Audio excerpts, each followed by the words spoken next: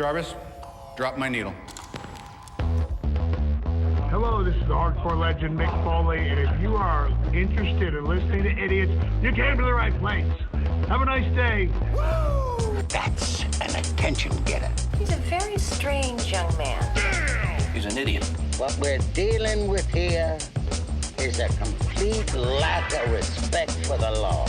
Oh my God, he's an idiot. You know, of course, that you're out of your jurisdiction. Personally, I think you're an idiot. But that's the evidence in the car. But I was going into Toshi Station to pick up some power converters. Always like to keep my audience riveted.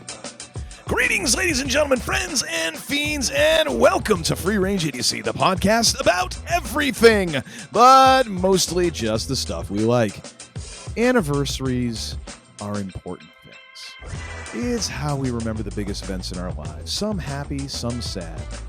By the way, this is your friendly reminder to everyone out there who might be idiots like us. Get those birthdays and wedding anniversaries into your phone, set notifications, set multiple notifications. Do not get caught with your pants down in this. Otherwise, you will be sleeping in the garage, the couch, the doghouse, maybe just out on the street next to the trash cans. End of PSA. So it's only fitting that we embrace a seminal event in both of our lives, as well as the life of this podcast, by celebrating one of our favorite episodes of Ron Moore's reimagining of Battlestar Galactica. In this, episode 165, 33 turns 20. I am your Uncle Todd, and with me, as always, is the man who's... I just completely botched that up, but hey, we're on video now, so can't stop it. With me, as always, is the man who'd been seeking out steaks as well as anti-radiation meds if he were marooned on occupied Caprica. He has been my partner in Idiocy for over 2 decades and is only marginally faster than a speeding Cylon. I give you the man they call Tim. Greetings and salutations, my friend. Our title sounds like a Chicago song. 33 turned 20 over on the 49. One of the greatest intros of a song ever. Indeed. Oh my gosh. If that just doesn't pick up your pulse a little bit, like that is one of those rare songs that I really think like old school, like a purebred rock song could totally work as a wrestler's entrance theme. Yeah. I mean, with lights and pyro, I could totally see that. I have no idea who the hell could pull it off, but somebody could, and God willing, I'll live long enough to see it. When they had Elias as a character, he could have pulled it off. You know, the walking journeyman guitar player. You know, can we just not mention Elias? I saw a video with him where he was claiming that he came up with the idea for the Monday Night Messiah, and they took it and gave it to Seth Rollins. You could kind of believe it, given how he looked. I mean, he looked like kind of a messianic maybe sort of, but yeah, I don't know. Ne'er-do-well. Well, that guy was a heat machine dude back in the day. He was like the 14th apostle, right after Rufus. I mean, don't you do remember? It was only like 2-3 years ago. Like, well, yeah, but his gimmick was like he come out, sing, insult people, and then someone would come out, just lay the smack down on him in 30 seconds, and the day is done. Fair enough, but there was he was either pre-COVID or post-COVID, but he had a bit with Kevin Owens when they were in Seattle, and my God, did he get like massive heat from I mean, he was doing the local, it's poke cheap the local. It wasn't cheap heat. It's cheap heat. It's just like a cheap pop when you're like Dom is cheap heat, baby. No, that's just red hot like furnace heat. There's nothing cheap about that. That is a passionate dislike of them as a human being. I'd be scared to walk through an airport with him. I'll walk with Elias. WWE, baby. You go right ahead. And then I'll watch the PLE, Paul Levesque era. Hey, I'm proud of that linkage I made there with that. Very good. Very, very good. Very good. Well, we are going to talk about some Battlestar Galactica, and then we're going to talk about some more Battlestar Galactica, and then some more Battlestar Galactica. It's been a while. It's been a while. Why not? So let's just jump right into it, folks. Let's get into, hey, wait a minute. Maybe I should have the music tuned up. Go! The Week in Geek. The Week in Geek. Feels so funky. All right. You know what messed me up is it's been a while since we recorded, and last episode was all Week in Geek, so we didn't even use the theme music. That's right. That's right. So That's it my threw you all off. Take us away, sir. We could have recorded this from the humble studios here in Chicago, Illinois. Ah, yes, the bunker studio that is the Man They Call Tim's Indeed. dwelling. But we had a bit of an idiot's weekend here in Chicago recently with Uncle Todd making his way via Amtrak train. Jeez, you had to lean into that one, didn't you? My goodness. So you, sir, left Portland, Maine, roughly when? Like Thursday morning? Thursday morning, 8. Well, it's supposed to be 8:20, but it ended up being closer to 8:45. Well, so sounds like the trains. So well, yeah. The funny part was that train was late. Every other train was early from that point on. But yeah, left around 9:15 a.m. on Thursday, and then arrived in downtown Chicago about 10:15. Right about 10 a.m. Like we 10 got in like 10-15 minutes early. Nice. So yeah, it took me a little while to find my way out of Union Station. Yeah, that is a bit of a maze, and I figured if I kept on going up, I'd wind up somewhere. More so when you don't have the the beer stations there to guide you, to in and out of said cave. But yes, yes. But yeah, so just about it was just about 26 hours by rail. Nice. With a few layovers, so a little bit of stretching in between, and a hop over in Boston to Cambridge to a gluten-free cafe, which was quite lovely. A good way to start off the trip. That was your fuel for most of the trip, right? It was, because unfortunately Amtrak don't really cater to gluten-free, so that they don't. That made the trip a little less pleasant. But then again, I'd packed provisions in protein bars, and then also had a good stock of cookies and baked goods from the cafe. So I was doing all right. Basically, Uncle Todd opened up Uncle Todd's little bakery on the train. Gluten-free, baby, if you want.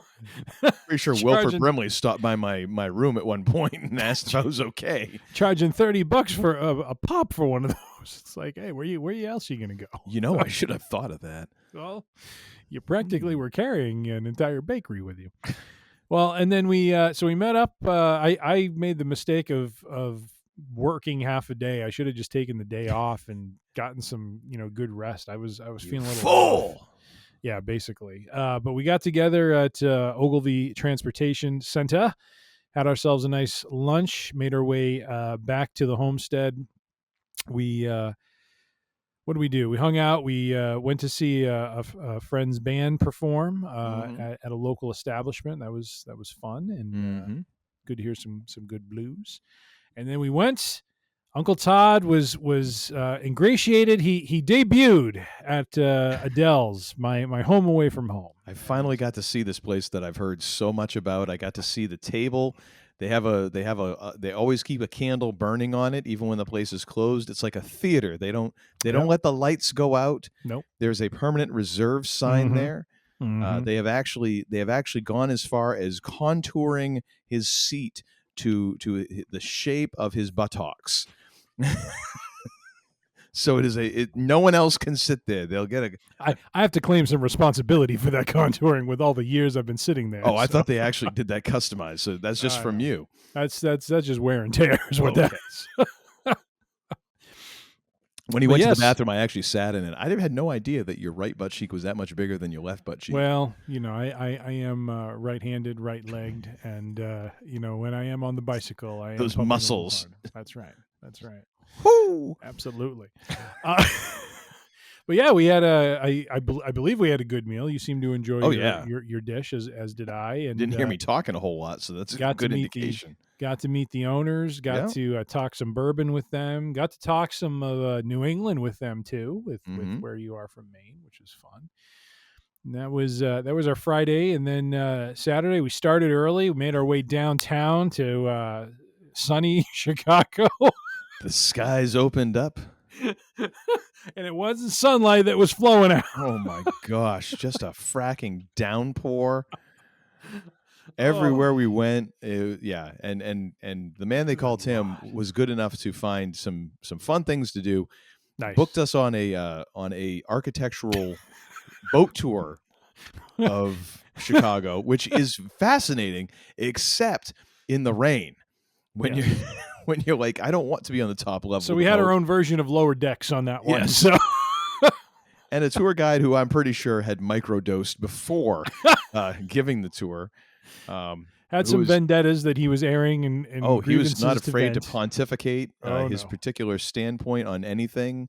We got it was a 90-minute boat ride. About 30 minutes of that was a vehement defense of the woman who was accused of starting the Great Chicago Fire and the cow that she accused.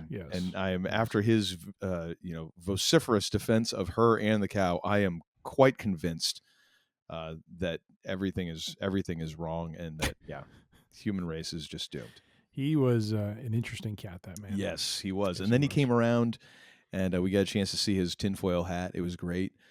He definitely has a conspiracy podcast or two, I'm guessing. Must. But yeah, and what was great about the rain too was it would rain really hard, and then it would soften up, and you'd think there'd be a glimmer of hope, and then it would just turn on again, and then it would lighten up, and then it would turn on again. Which is important for later on. Yes. Yeah. Because, from there we went to, I showed Uncle Todd my place of work. We got to dry out there for a little bit. Which was such a tease. We shouldn't have done that. Should have just camped out there. And then we went to, we basically walked a good chunk of Michigan Avenue. I made sure he saw the bean. We actually saw a gospel. I saw the bean through a fence. Oh, you saw because the bean is cordoned off for construction. I mean, what are you doing with the bean? I don't know what the heck you're doing, but they're polishing it up. But it was kind of cool to see all that water. It was actually kind of cool seeing the water sheet off of it like that. Yeah. Saw one of the big fountains as well, where it's like these two towers where they usually have like some video of faces playing and stuff. Yeah, I'm that not was quite creepy sure as hell. We did see a performance venue as well, outdoor performance venue with a gospel. I wouldn't call it a choir. Like gospel band was practicing. I believe they're doing rehearsal. Yeah, they were not happy. That was going to be a fairly sparsely attended event that evening. Well, I think they were well protected, so they were drier than we were. That much is for certain. And by the way, ladies and gentlemen, Uncle Todd and I walking the streets of Chicago looking like two animated orange cones in our ponchos. Yes, thanks to our drugstore bought ponchos that we decided to go with matching orange. Because why not? Just a couple of traffic cones just bebopping down Michigan and Wacker and all manner of highways and thoroughfares in Chicago. But I did take him to the Fine Arts Building where he got to see the Studebaker Theater, where one of my favorite shows, Wait, Wait, Don't Tell Me, records from every Thursday evening. Yeah, and shortly before that, I puncture wounded myself. He did. The umbrella that he lent me. Apparently, he was in a rigorous battle with the umbrella to collapse it before walking into said building, and the umbrella fought back. So. Hey, I live the gimmick, man. I live the gimmick. Idiocy. You get to see a bookstore that my wife very much enjoys and is a very cool place. And then the pre-show, we went Mecca of meats. We went all the way over to the West Loop for Green Street Meats, and in typical man they call Tim fashion, he tries to get us there at 4 p.m. ahead of the dinner rush. And apparently we showed up at a time when maybe some families and graduated college people had decided to dine there as well. And so it was busy as all get out when we walked. There was a line almost going out the door. It was incredible. And then it died down immediately after we got our food. It was great. Basically. But oh my gosh, anyone who's anywhere near Chicago has got to go check out this place. Mm-hmm. So good. And if you're gluten-free, even better, because all the sauces are gluten-free. All the meats are gluten-free. I think there was like 3 things on the entire menu that were unavailable to me, and they were all sides. It was so good. Brisket was excellent. Smoked turkey breast was excellent. Yep. All the sauces were good. The cornbread, gluten-free cornbread, ladies and gentlemen, and a piece that was like literally about the size of my head. Like they slapped this thing down, and it's like a quarter of a sheet and they did it like it was nothing. Just boom. I'm like, damn. The thing is, Uncle Todd is walking, it's like still protruding out of his side or something. My gosh. But yeah, that was so good. Oh my. And I think both of us were, and the amount of coleslaw that this guy had, it was like they had to use like a pitchfork to serve it. It's like baling hay. My God, is there any cabbage left around here? Save some for somebody else. I had the brisket and glazed pork belly, which I just got to say, I mean, just wonderful. A work of art, that pork belly. Yeah. I've never seen sesame glaze. I've never seen pork belly that thick. That was like double the thickness of any pork belly I've ever seen. Like so many pigs were sacrificed for that, and God bless them for that. Yeah, and that was great. What else happened there? We stuffed ourselves good, and then we caught an Uber up to Wrigley Field. Yes, and which for was the main event, which an was going to experience. Be the Chicago Cubs hosting the Cincinnati Reds.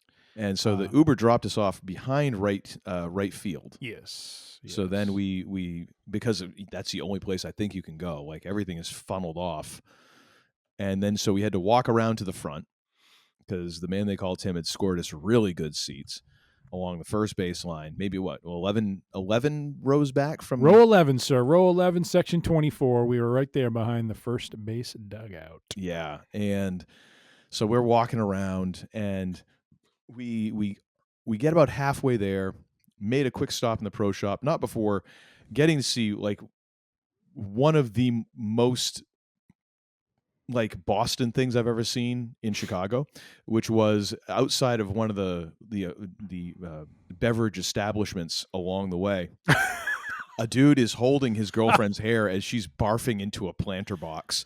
Oh yeah. And I was like, I feel at home. Like this totally feels like something you'd see in Boston or the Old Port in Portland. I'm like, these are my people.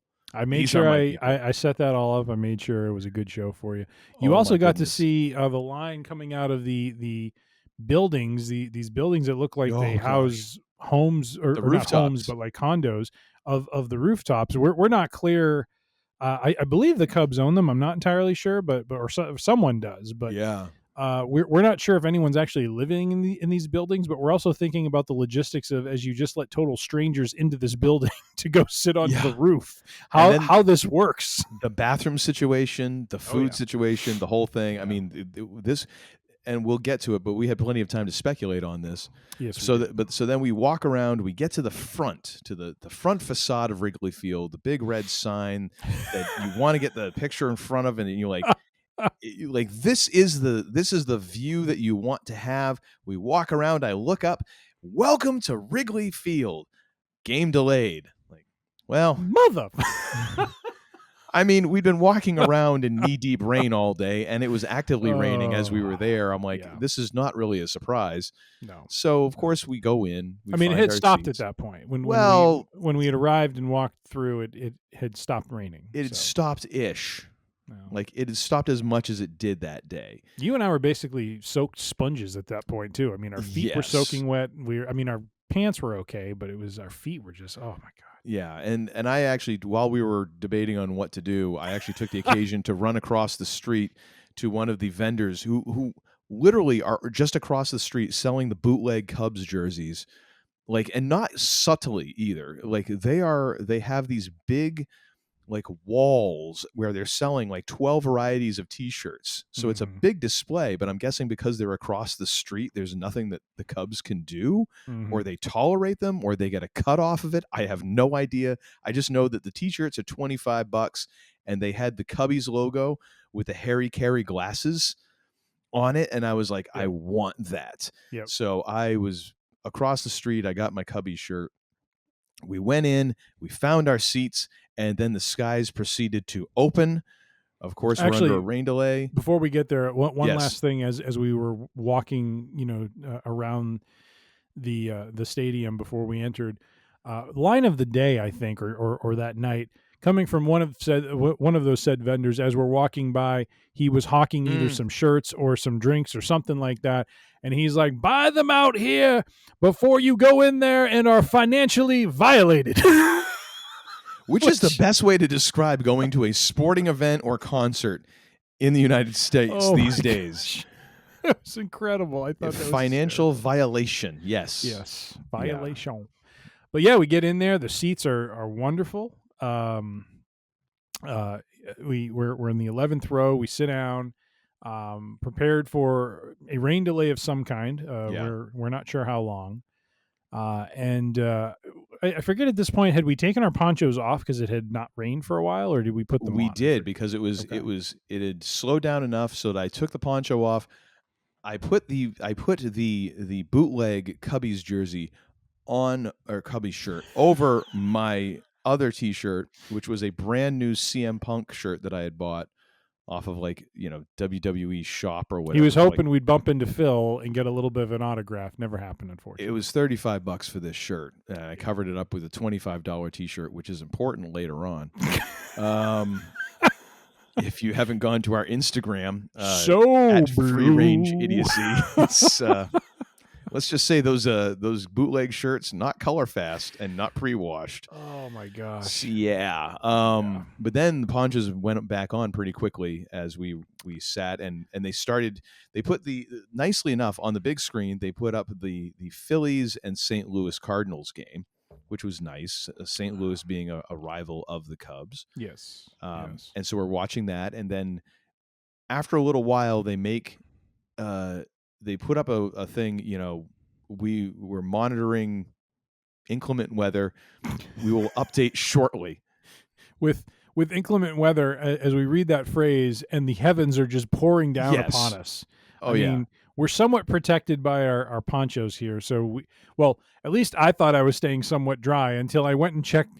Every so often you give the pat down, make sure the wallet's still there and stuff like that. And as I do, it's like squish, squish on the jeans. It's like, what the heck? Well, apparently my poncho must have veered off in a bad direction and was basically pouring water onto me without my knowledge. So I was I looked like I had half urinated myself. So if you'd managed to hit that angle, oh man, you could be in movies. Anyways, So we sat there for a while. We watched the game. And every time it would be a commercial break, they would put the note up on the scoreboard. It would just like the entire scoreboard, big screen is replaced with, we are continuing to monitor the inclement weather. There will be an update shortly. Every time there's a commercial. So we keep seeing this, and I'm like, and we decided that shortly really is a very abstract, inexact time, and not what we thought it was at all. This is basically the windy lines you get at the airport or at the. Worse. This is like Disney, where you go through the windy line and then you finally get in the building and you realize it's more windy line after that. Like that you've been lied to. Like there's an active deception going on.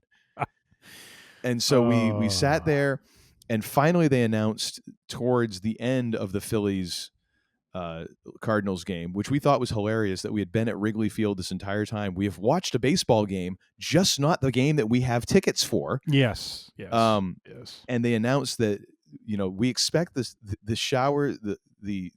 rain showers.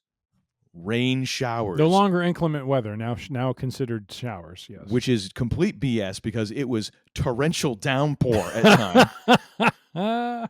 To pass, I believe they said to be passed shortly. Mm-hmm. Yes, once again, shortly. There it is. And the game and then they announced the first pitch was going to be 9:35.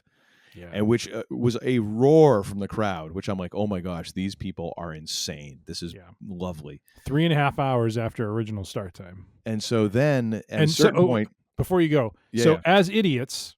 Brand loyal, we sat out there for we sat longer than 3.5 once the game started, but we literally sat there for 3.5 hours in the rain. Yeah, we didn't go. Well, I mean, partially because we were just so happy that our feet were underneath the seats. Yeah. And covered at that point, that our feet stopped getting actively wet. It was at that point, I'm like, this is heavenly. Mm-hmm. Like my feet are not getting wet. Lovely. Yeah. So then the crowd starts applauding the grounds crew as they're getting prepped for their stuff. Like a couple come out here, a couple come out there. They're getting actively cheered. I'm like, this is awesome. Like these fans are insane. They come out and they're about ready to pull the tarp back. And the roar starts coming, this prolonged roar starts coming up.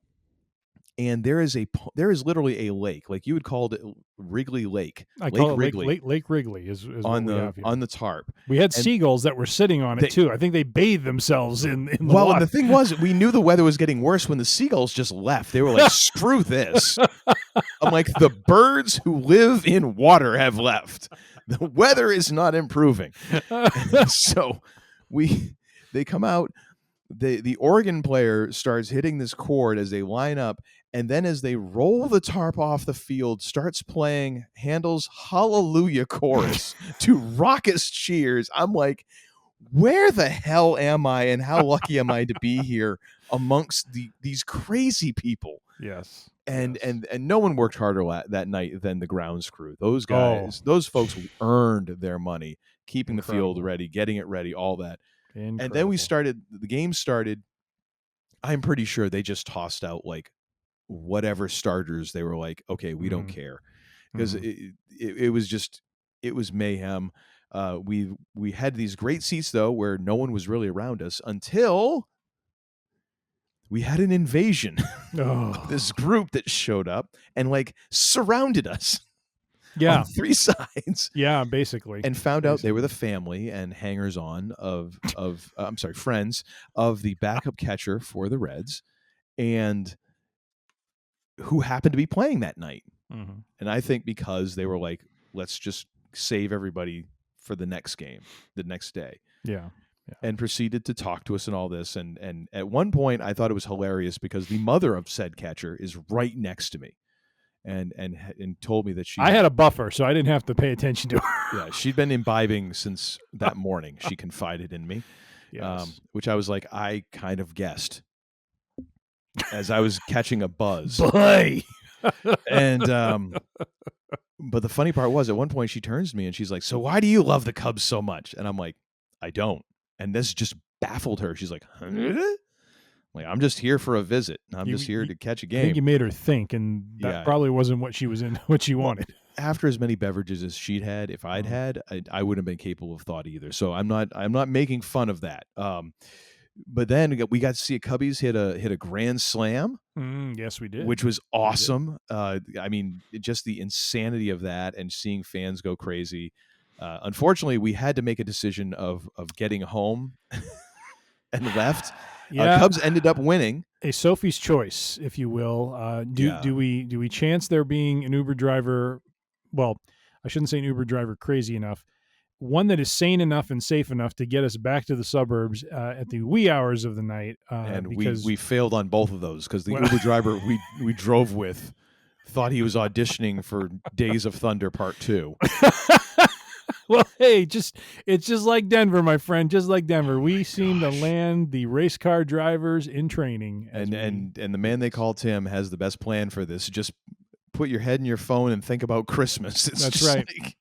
Oh, and that's the other thing I mean, just real quick to go back. And the best part was actually first for the Uber drive. Tim shows me the phone when he's going to order the Uber, and I thought we were still going back to the train station. So I thought we were going from Wrigley to Ogilvy, and he shows me the amount, and it's triple digits, and I'm like, the hell? Just to get to the train station? What is this, like mafia extortion rates? I ordered the low rider. I'm like, you know what? CM Punk better be driving us to the train station for that money. And he better show up with the lead singer from Living Color in the front seat singing his song. But anyways, while we were sitting in the rain during the rain delay, though, again, ladies and gentlemen, if you've ever been in this situation, we just love to entertain each other. We talk about all sorts of stuff. Some of it's serious life stuff. Some of it is just being goofy and funny. And there came a point where we're checking some information on our phones, but it's raining too hard. And so the only way to do this is to keep the phone under the poncho. Yeah. And so I started doing this where I just kind of somehow fit my head into the Well, you tore your poncho. You had a V-neck. At one point I did. We had a breach. There was water flowing in from the chest. It was region. low cut. That helped us get the Uber. That's true. Showing a little meavage.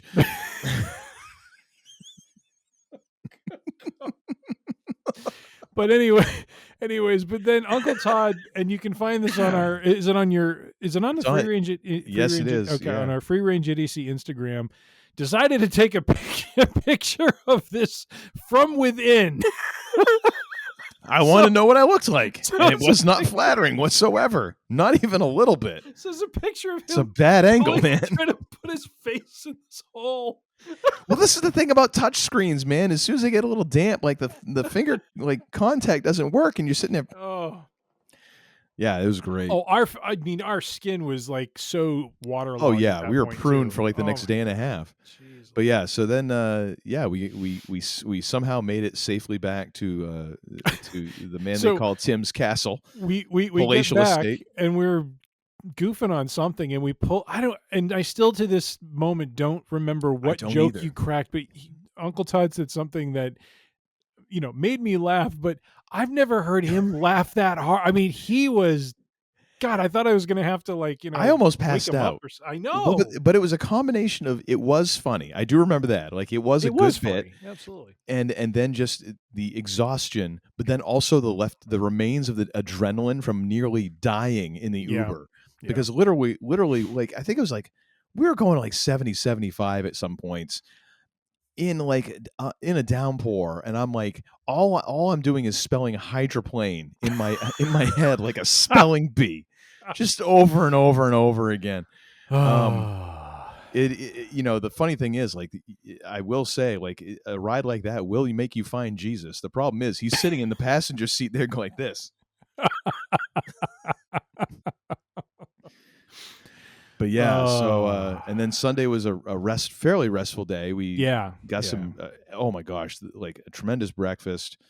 Chilled out, and then the man they call Tim got me to O'Hare on time. Unfortunately, had some issues with my flight where we were delayed, and I was a like, little more time than he planned at Terminal 5. Yeah, which was all right. I got a chance to hang out at get a good book and hung out at the bar there and had myself a lovely what did I have? Knob Creek Rye. Which was quite nice. And Pasquale, the bartender, hooked me up because he holds the bottle up, and I'm like, I don't know if there's enough in there.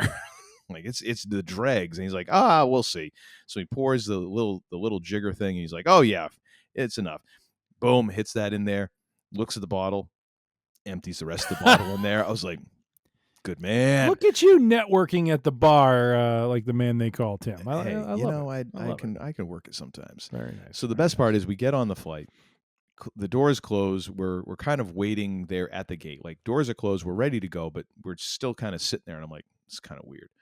And so the captain comes on the PA. And the weird thing is, like, how in the like old school commercials, some of them would be like way louder than the others, and it would like literally make you jump on the couch. Like, that's what it was like when the captain got on the PA. I'm like, oh dear, back away from the mic, Chief. It's okay.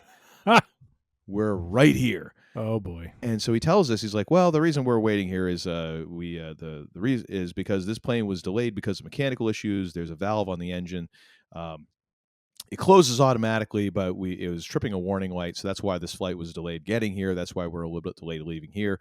He's like, it's showing as the valve is closed, but we need to start the engines and have it verified closed by the ground crew. So that's why it's taking a little bit longer. And I'm like, I notice you made this announcement after you've closed and locked the doors and the jetway is taken away. I admire the strategy, if nothing else. Indeed. And but then we were off to the races, and got to say, like, the flight was pretty good. Got us back to Portland, Maine, right on time. According to when we were supposed to land. But yeah, and then you do have the wind to your back, so there you go. We did, and I'm pretty sure he wasn't sparing the gas because he seemed like he had places to go. But yeah, overall a great weekend, a festive time, and then Monday I was a completely useless husk. As was I. Yes. But you had to go to your real job, whereas I was scooping mulch. Yeah. But, anywho. But yes, thank you again, sir, for coming out. It was an absolute pleasure, and we must do it again. Try some other... there's no shortage of restaurants in Chicago. And so indeed. many other places to try. And there are many places, and one of those places is Oak Park. And I'd like to start a new segment of the show with this episode, the Oak Park fact of the episode. Okay, sir, did you know Mhm. Oak Park is the 26th most populous municipality in Illinois, I did not know this. with a population of 51,631 as of the 2023 census. Thank you. That is very nice. I appreciate It's a lovely updates. place to live from everything that I've heard. Oh, wonderful. Wonderful. Thank you for that, sir. Hey, I'm here to serve. You are. Well, let's move on from our Idiots Weekend in Chicago review as we transition from that to something of a little surprise on Monday that both you and I came across, which was, hey, Venom has a new movie coming out. Venom: The Last Dance debuted a trailer and a lengthy one at that. It was actually very meaty, very meaty. So I figured we could do a quick watch through of this if you'd like. And, Indeed. Have you seen either of the two other Venom movies? I saw Venom. Actually, I think I've seen them both because a couple of years back, I remember my younger son had an interest in them, and so we watched them together. And I had been wanting to watch them anyways, and just never got around to it. Mm-hmm. So I've seen 1 and 2. Yeah. Nice. Yeah. All right. So do we need to let's cue it up? Yep. I gotcha. I'm at 000.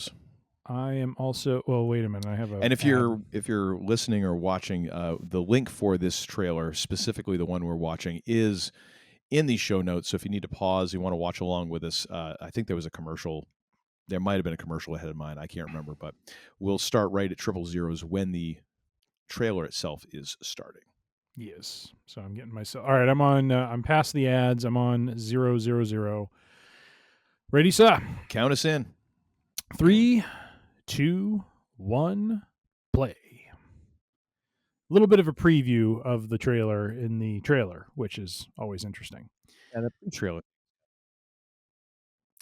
All right. So we have Eddie hobbling along in his Bermuda shirt. Which, if I remember right, this was the outfit, and kind of it looks a little bit like the locale he was in the post-credit scene of No Way Home, correct? Yes, and I found an article that confirmed that this is going to be pretty much right after that scene. So I love the the typical ignorant villains getting their rear ends whooped by the I love this part. Yeah. Half showing his face, half showing Eddie's face, half showing Venom's. Well, no, it's we are Venom.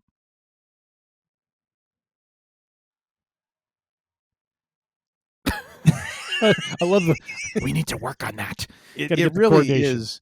It's like Sony is definitely leaning into like the more Deadpool aspects, like that sort of vibe. Yeah, which I'm okay with. I've always liked the voice that they've given Venom. It's always been just this kind of interesting character. That's Tom Hardy, right? Oh, that is still him? Yeah. Oh, okay. Yeah, I mean it's obviously severely modified and such, but yeah. Oh, by the way, 2 of the actors, both the gal you just saw there and the man you saw at the bar, both from Ted Lasso. Really?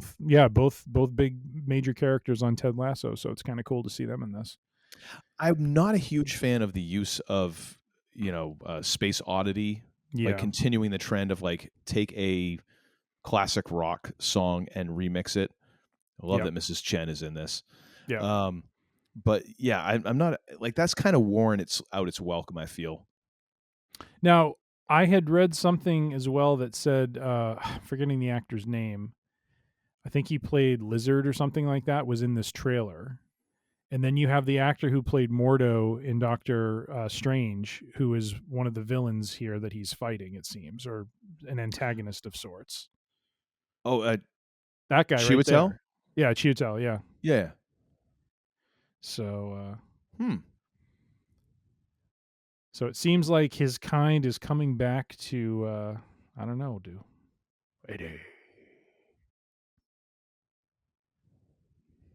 Interesting. The time has come. Now I forget. With Venom, was he like? Oh, hold on.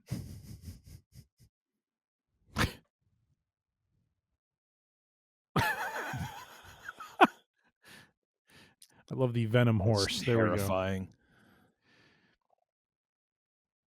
And then they jump off into oblivion. There we go. So October, we get to look forward to this for October. Very nice. Very Which nice. isn't Beetlejuice out around that same time? Think so. Yeah. That could make for an interesting double feature. Yeah. Yeah, very much so. But no, the article was saying, between Mordo, or I forget the actor's real name, but the actor who played Mordo in Doctor Strange.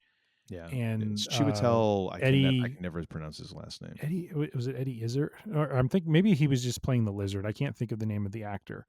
But there was a potential for like a crossover. Like there's just the rumor is there a crossover happening here with Marvel or not? Like, will something be revealed? Or well, I mean, it would make sense because if even though this is Sony, Marvel is Right. involved in some way. I mean, if they're smart, Marvel is involved in some way because as bad as Marvel Phase 4 and 5 might be to some folks, Sony has been way worse. Like Morbius, whatever, makes Eternals look like Citizen Frackin' Kane. Just looks fracking horrible, and they re-released it. That was the thing. Like they gave it a re-release. Because everyone was like, "Oh, well, the kids are memeing it, so that must mean it's great." No, it doesn't. Yeah, I think that was the other. Doesn't. I think that was the other thing, which I didn't spot it, but I thought I read in the article that there might be someone from the Mobius movie, some character. Mobius or Morbius? I think Morbius, you know what, you're right. I think it's Morbius. Mobius was the character in Loki. No, it is. It's Morbius. Morbius. Yeah. Oh my gosh, is there a Morbius 2? There can't be. Can't be. Okay, it's a song. Whew. Thank goodness. Whew. Yes. Got scarred there for a minute. But no, I'll watch the crap out of this. I thought the first Venom was really, it's not fantastic cinema, honestly. But it was a fun ride. It's goofy. Second one was a little bit meh, but I mean, you still had Woody Harrelson. Yeah. Yeah. I'll take that. So I forget, I'll definitely see this one. Is the Venom character like resistant to water or has a weakness for water or something like that? I don't know if it's water. It's loud noises, I think, and fire. Oh, okay. Okay. I believe. Because when they showed some scenes with them underwater, I was wondering if there was something there. No, so. I think it's fire and loud noises, like piercing noises like sirens and things like that. Gotcha. Yeah. All right. Well, folks, October, Venom, The Last Dance. If you're interested in it, check it out. Hey, it wouldn't be a BSG episode if Wait, no, if you're going to do an hey after I've been in Chicago, you got to give me a Harry Carey hey. Hey! There you, well, nah, that's still more, what's the character? Oh, is that Barney? Yes. And hey. I did that every time. There you go. Hey. Yeah. If the moon were made out of green cheese, would you eat it? I would. And I'd wash it down with an ice cold Budweiser. All right. But, folks, we would not be Free Range Idiocy without our quarterly report of optimism on the Sam Esmail BSG reboot. Oh. It hath arrived. Hail to all that is good and whatever. And by this, we mean the report on it, not the actual show. Yeah. Oh, sorry. The report has arrived, not the show. I just want to make sure people don't run out because they're like, the end is nigh. Oh, quick. The seventh seal has opened. Let's pull up the Peacock app. Do we see a BSG show? Crap. You can't even get the original BSG. I know. Well, no, we can on Amazon. Well, on Amazon, but not on Peacock, which seems a little weird since you're supposed to launch the reboot of that. You'd think. But from our friends at Collider.com, who seek accuracy and depth in their articles, what's going on with Sam Esmail's Battlestar Galactica reboot? This was published 3 days ago. The article. So we have a casting announcement. We don't have a casting announcement. No. Okay. It is a bit of a summary. We have a script announcement. We do not have a script announcement. It's a bit of a summary of where we are. Okay. So we have a bit of a recounting of Ronald. Do we have a release date? We do not have a release date.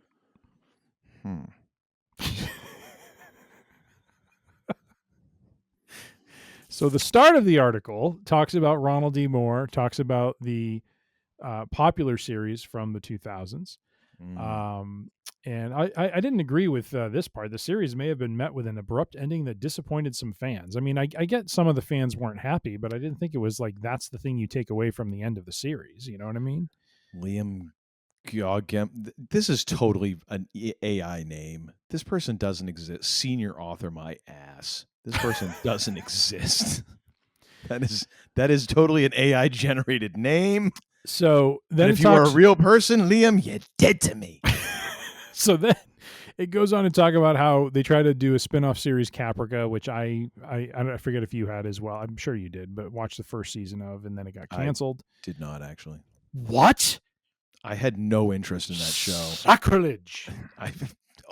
Here's discount Battlestar Galactica without the Galactica or any of the characters. It was cool. It was okay, interesting. Maybe I'll find it on Tubi or wherever it is. All right. But by the way, can I just note this down? Is yes. it just me, or does Sam Esmail look like a finance bro who would totally like rob you of your entire like life savings and not feel bad about it whatsoever? At least in this picture, a little bit. So yeah, the reboot has faced some like this is the understatement of the article. The Battlestar Galactica reboot faced some setbacks. This is kind of like, it'll be starting shortly, Yes, and the Titanic had a small incident at sea. Yes. Basically, again, kind of reviewing and replaying all of the stuff that we've already talked about, where Esmail stepped back and some other people have stepped in, but he's still present. Then talks about how the new BSG could build on the 2004 series. We've been there and done that. But it might not. Now, the interesting part it gets into is why it makes the case for why Esmail might be the perfect person to reboot Battlestar, and a lot of it is steeped in his success with the Mr. Robot series.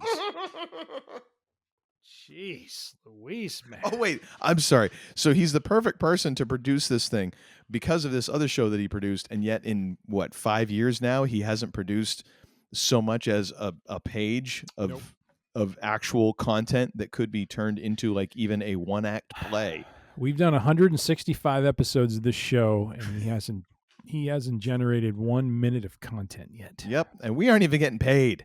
No, we're not. This guy is getting paid somewhere along the line. No, we're paying Uber for rides home from Wrigley at midnight. I don't even like to think about what the final was on that. It was well over $100. It was well over $100 before you hit the tip. About $1.50. Ooh. Anyways, but, so how is Sammy the perfect guy for this? So basically, because with the show Mr. Robot, there was a lot of strong character development with complex narratives that was going on. Delivered some shocking twist moments that really kind of reset the pieces, so to speak, on the board for the show. And so there is a I didn't realize this. Mr. Robot was Christian Bale? Really? I thought it was. So Rami Malek was part of the show. Like he was the character, and then Mr. Robot is his alter ego, but I guess the voice I haven't watched Mr. Robot, so I have no frame of reference, but apparently it says Christian Bale. So I don't know if Christian Bale was voicing. It's like he has like two voices going on in his head or something like that. So anyways, but the article's saying, this could have been a convoluted, disorienting experience, became a very profound one given the way he handled it. And so it's making the case that Esmail is well suited to handle the political aspects of Battlestar Galactica, which, dealt with the aftermath of 9/11, as we talked about. And so, politics are something that he can work into his stories as well. Yeah, it's really kind of trying to sell you on the fact that Esmail could do it. He's also developed a complex understanding of technological over-reliance, a key theme with BSG. Considering the real-world developments in AI, the notion of a powerful race of robotic beings like the Silencer of humanity seems more terrifying than ever.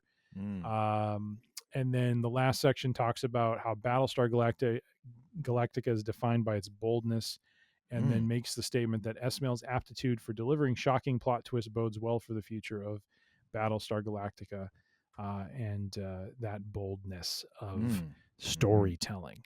So, with all that being said, I don't really see any new info, just more of a sales job on why Esmail is a perfect fit for this, even though he's kind of stepped a little bit back from it and is focused on something else.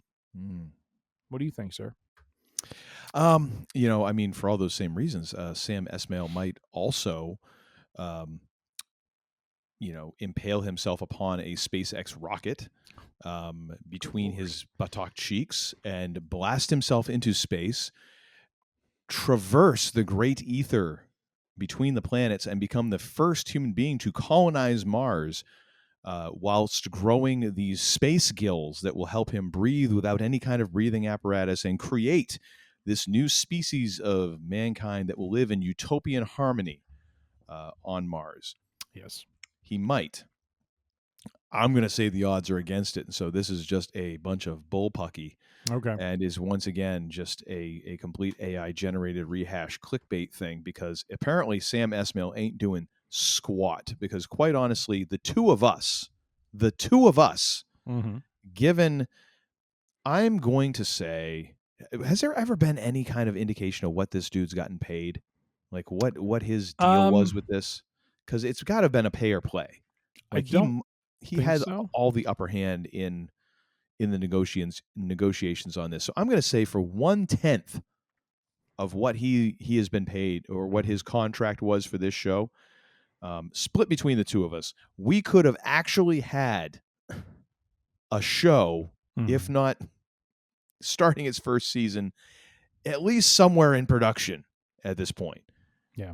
This is such an amazing boondoggle. It hopefully will be studied in screenwriting and film schools for decades to come. Yes. I don't understand. I really don't understand how you take this long to fart around and wind up with nothing. Yeah. Yeah. And then just have, some people write about it, or I guess machines write about it. Yeah. So actually, well, you know what? Maybe that's the thing. Okay. You know what? Come to think of it, I have been giving old Sammy boy here not enough credit. Here's what he's been doing. He took all that money and he pumped it into AI development.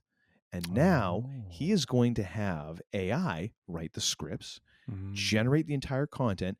Then that content will then turn into actual Cylons, which will overtake the planet, thus becoming the biggest piece of performance art ever to happen in human history. That's an interesting theory, sir. Interesting theory. And a flock of cicadas might fly out of my butthole. Yes.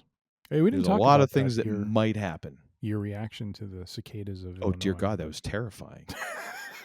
It's terrifying. The noise. Are your ears still ringing after having to? No, but I was sitting here at my house here in Maine, and I'm like, it's so quiet. While here it's like, you go outside, your ears are just like, yeah. All right. My goodness, this is an extended week in geek. It was like a high-pitched didgeridoo. Yeah, it is. It is. Let's see. From ScreenRant.com, purveyors of all that is good and holy in the sci-fi realm, Battlestar Galactica's upcoming reboot can't repeat the 2004 show's greatest trick. This article gets into, which is, what is the... Is this the advice for Sammy? This is the advice for Sammy. I just got to get my head wrapped around what they're talking about. Does part of it actually entail him sitting his ass down in a chair and at a keyboard and typing? I mean, not that I actually want this to come to fruition, but in some way I would actually like to see that somebody's earning their keep rather than just frittering away the years. I mean, I think what the article gets into is mostly about, how BSG kind of rewrote how to do, serious sci-fi well, how it was grounded, and how it, really had a realistic, kind of exploration of politics and power, and I would say in some cases religion as well.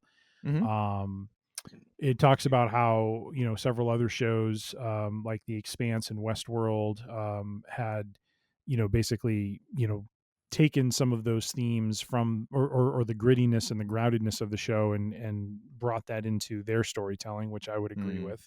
Yeah. So in some ways that the show really kind of gave a bit of a blueprint or a bit of a formula for how to write some really compelling sci-fi.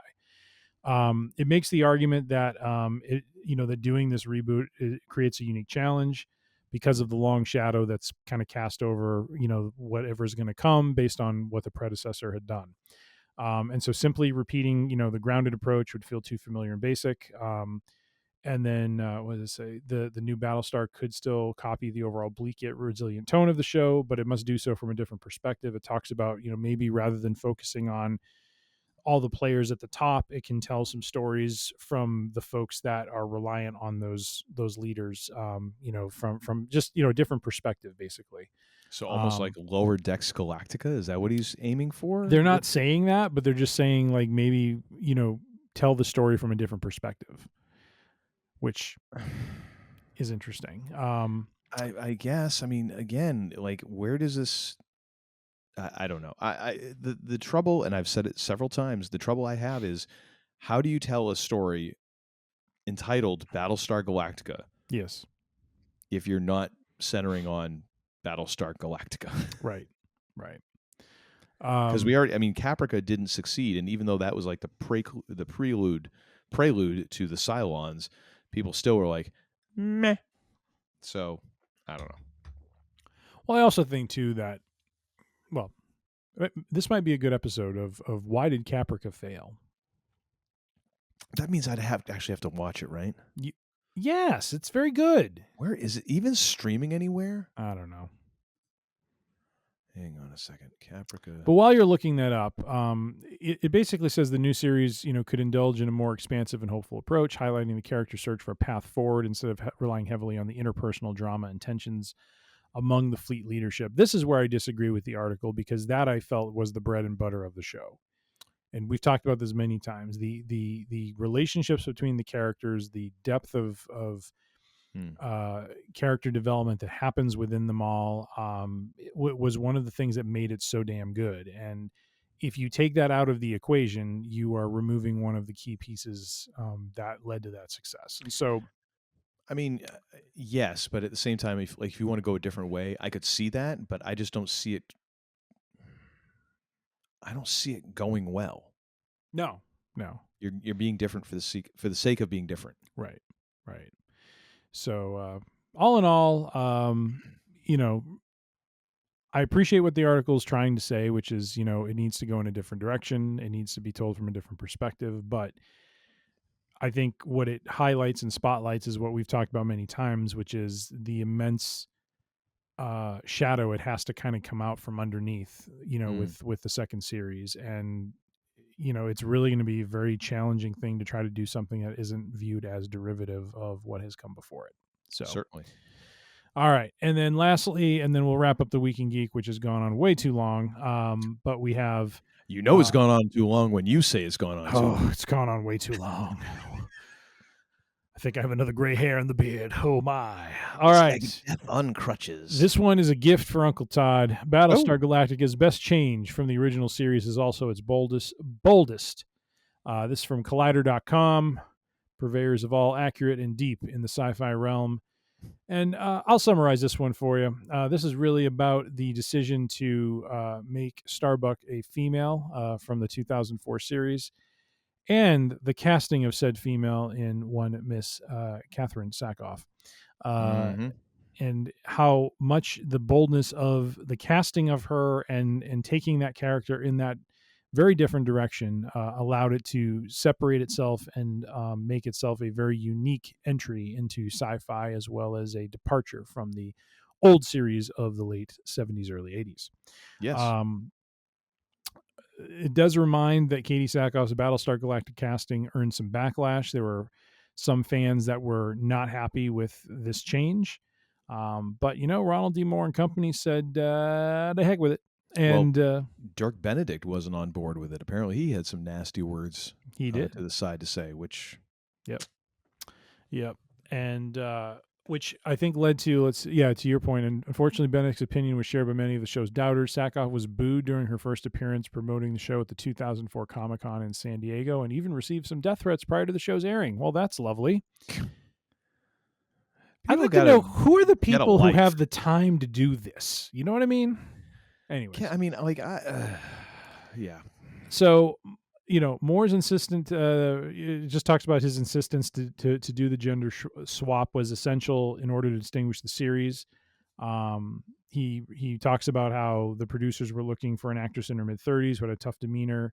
However, it was Sackhoff's acting ability that ultimately won them over, and Moore said she auditioned for the role along with many other actresses and simply blew them all away, admitting they were lucky that she agreed to play the role.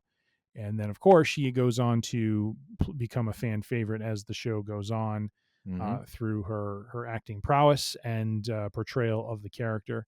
Of course, with the big thing being her relationship with the Adama family and the dynamics there between her involvement with Zach's death and the romantic feeling she has for Lee and the complication of being, serving under Admiral Adama. But no, at the end of the day, I think that boldness paid off. I think having her play that role she made it iconic. She made it her own. It was, I think it was a wise choice. Couldn't agree more. Thoughts on this, sir? Agree more. Yeah, I mean, it is a huge change. I mean, and don't forget also the gender swap of Boomer. Yes. That was a big one too. Like, but I think it gets like those are two easy ones, and I think people can get lost in this idea of like, oh well, they were doing this to be whatever PC or something. Or the fact is, it just opened up a different feel for the entire show. But it was like one change or two changes for the two characters amongst many. The idea of actually having a political branch of the fleet, which really there was the quorum of, there was the quorum on the original Battlestar Galactica, but essentially Adama sat on that and was kind of running it. Like it didn't matter. Like they were a puppet government essentially. Like it was there for show. And here you actually have a tension of a military and a political element in trying to run this entire thing. The fact that the Cylons are changed. I mean, there's a whole bunch of different changes that you could throw in there. However, I do think that is the boldest one, especially but for the fact that Starbuck, because Dirk Benedict was such a beloved character, but also actor. Like you forget like how many different roles he had. If you just took Battlestar Galactica and A-Team, like that dude is so uber recognizable in a very geeky specific time period. And changing that role to, oh, well, wait a minute, now it's a woman? Oh, the heresy. Like, yeah, because a woman couldn't kick ass and have some of that attitude and stuff like that. Like, sorry, folks, that's the way life works. Yeah. There are women out there like that. And it's like, it did make a huge difference, and it did differentiate the show. And I mean, vastly. Yeah. And as far as casting, they're very lucky to have gotten Katie Sackhoff, and that goes for pretty much almost every actor who's on that show. Like I think Ron Moore, David Icke, the actors themselves have said over and over, all the way down to like day players, like the blessings and the roses thrown at the feet of like the casting for the show just kept on going and going and going. Like, oh my gosh, you look at that cast now as like, that was amazing. Yeah. Everyone kind of fit. Like duh, in retrospect. Yep. But I even remember watching it for the first time, like the miniseries into first season. And I'm like, this is so different. And I immediately dug it. Like as soon as they introduced Starbuck, I was like, okay, that's odd, but all right. And then within halfway through, like a quarter of the way through the miniseries, I'm like, I'm all in. Yeah. Seems to fit perfectly along with everybody else. Yeah. So yeah. Yeah, and it also touches on too, her the depth of her character, that we find out her erratic behavior is, in part dealing with the guilt she feels for Zach's death, as well as the abuse that she's also kind of reconciling from her youth. And so I think Ronald D. Moore and company, as we've talked about many times, I think with not just with her character, but with many on this show, just did a great service to them in the writing and the development of the characters. And it was the right move to change things up. And maybe we'll see more of that. I mean, when we did our show about how this reboot could actually work, we did talk about, again, not for the sake of doing it, but maybe it'd be interesting to have a female admiral. Maybe Admiral Dom is not a male, in the next series, that you have someone who's in and why does that matter? Well, maybe there's some different stories to tell there. Like, you can't have it. We talked about this. You can't have the same relationship dynamics going on. There's got to be something different.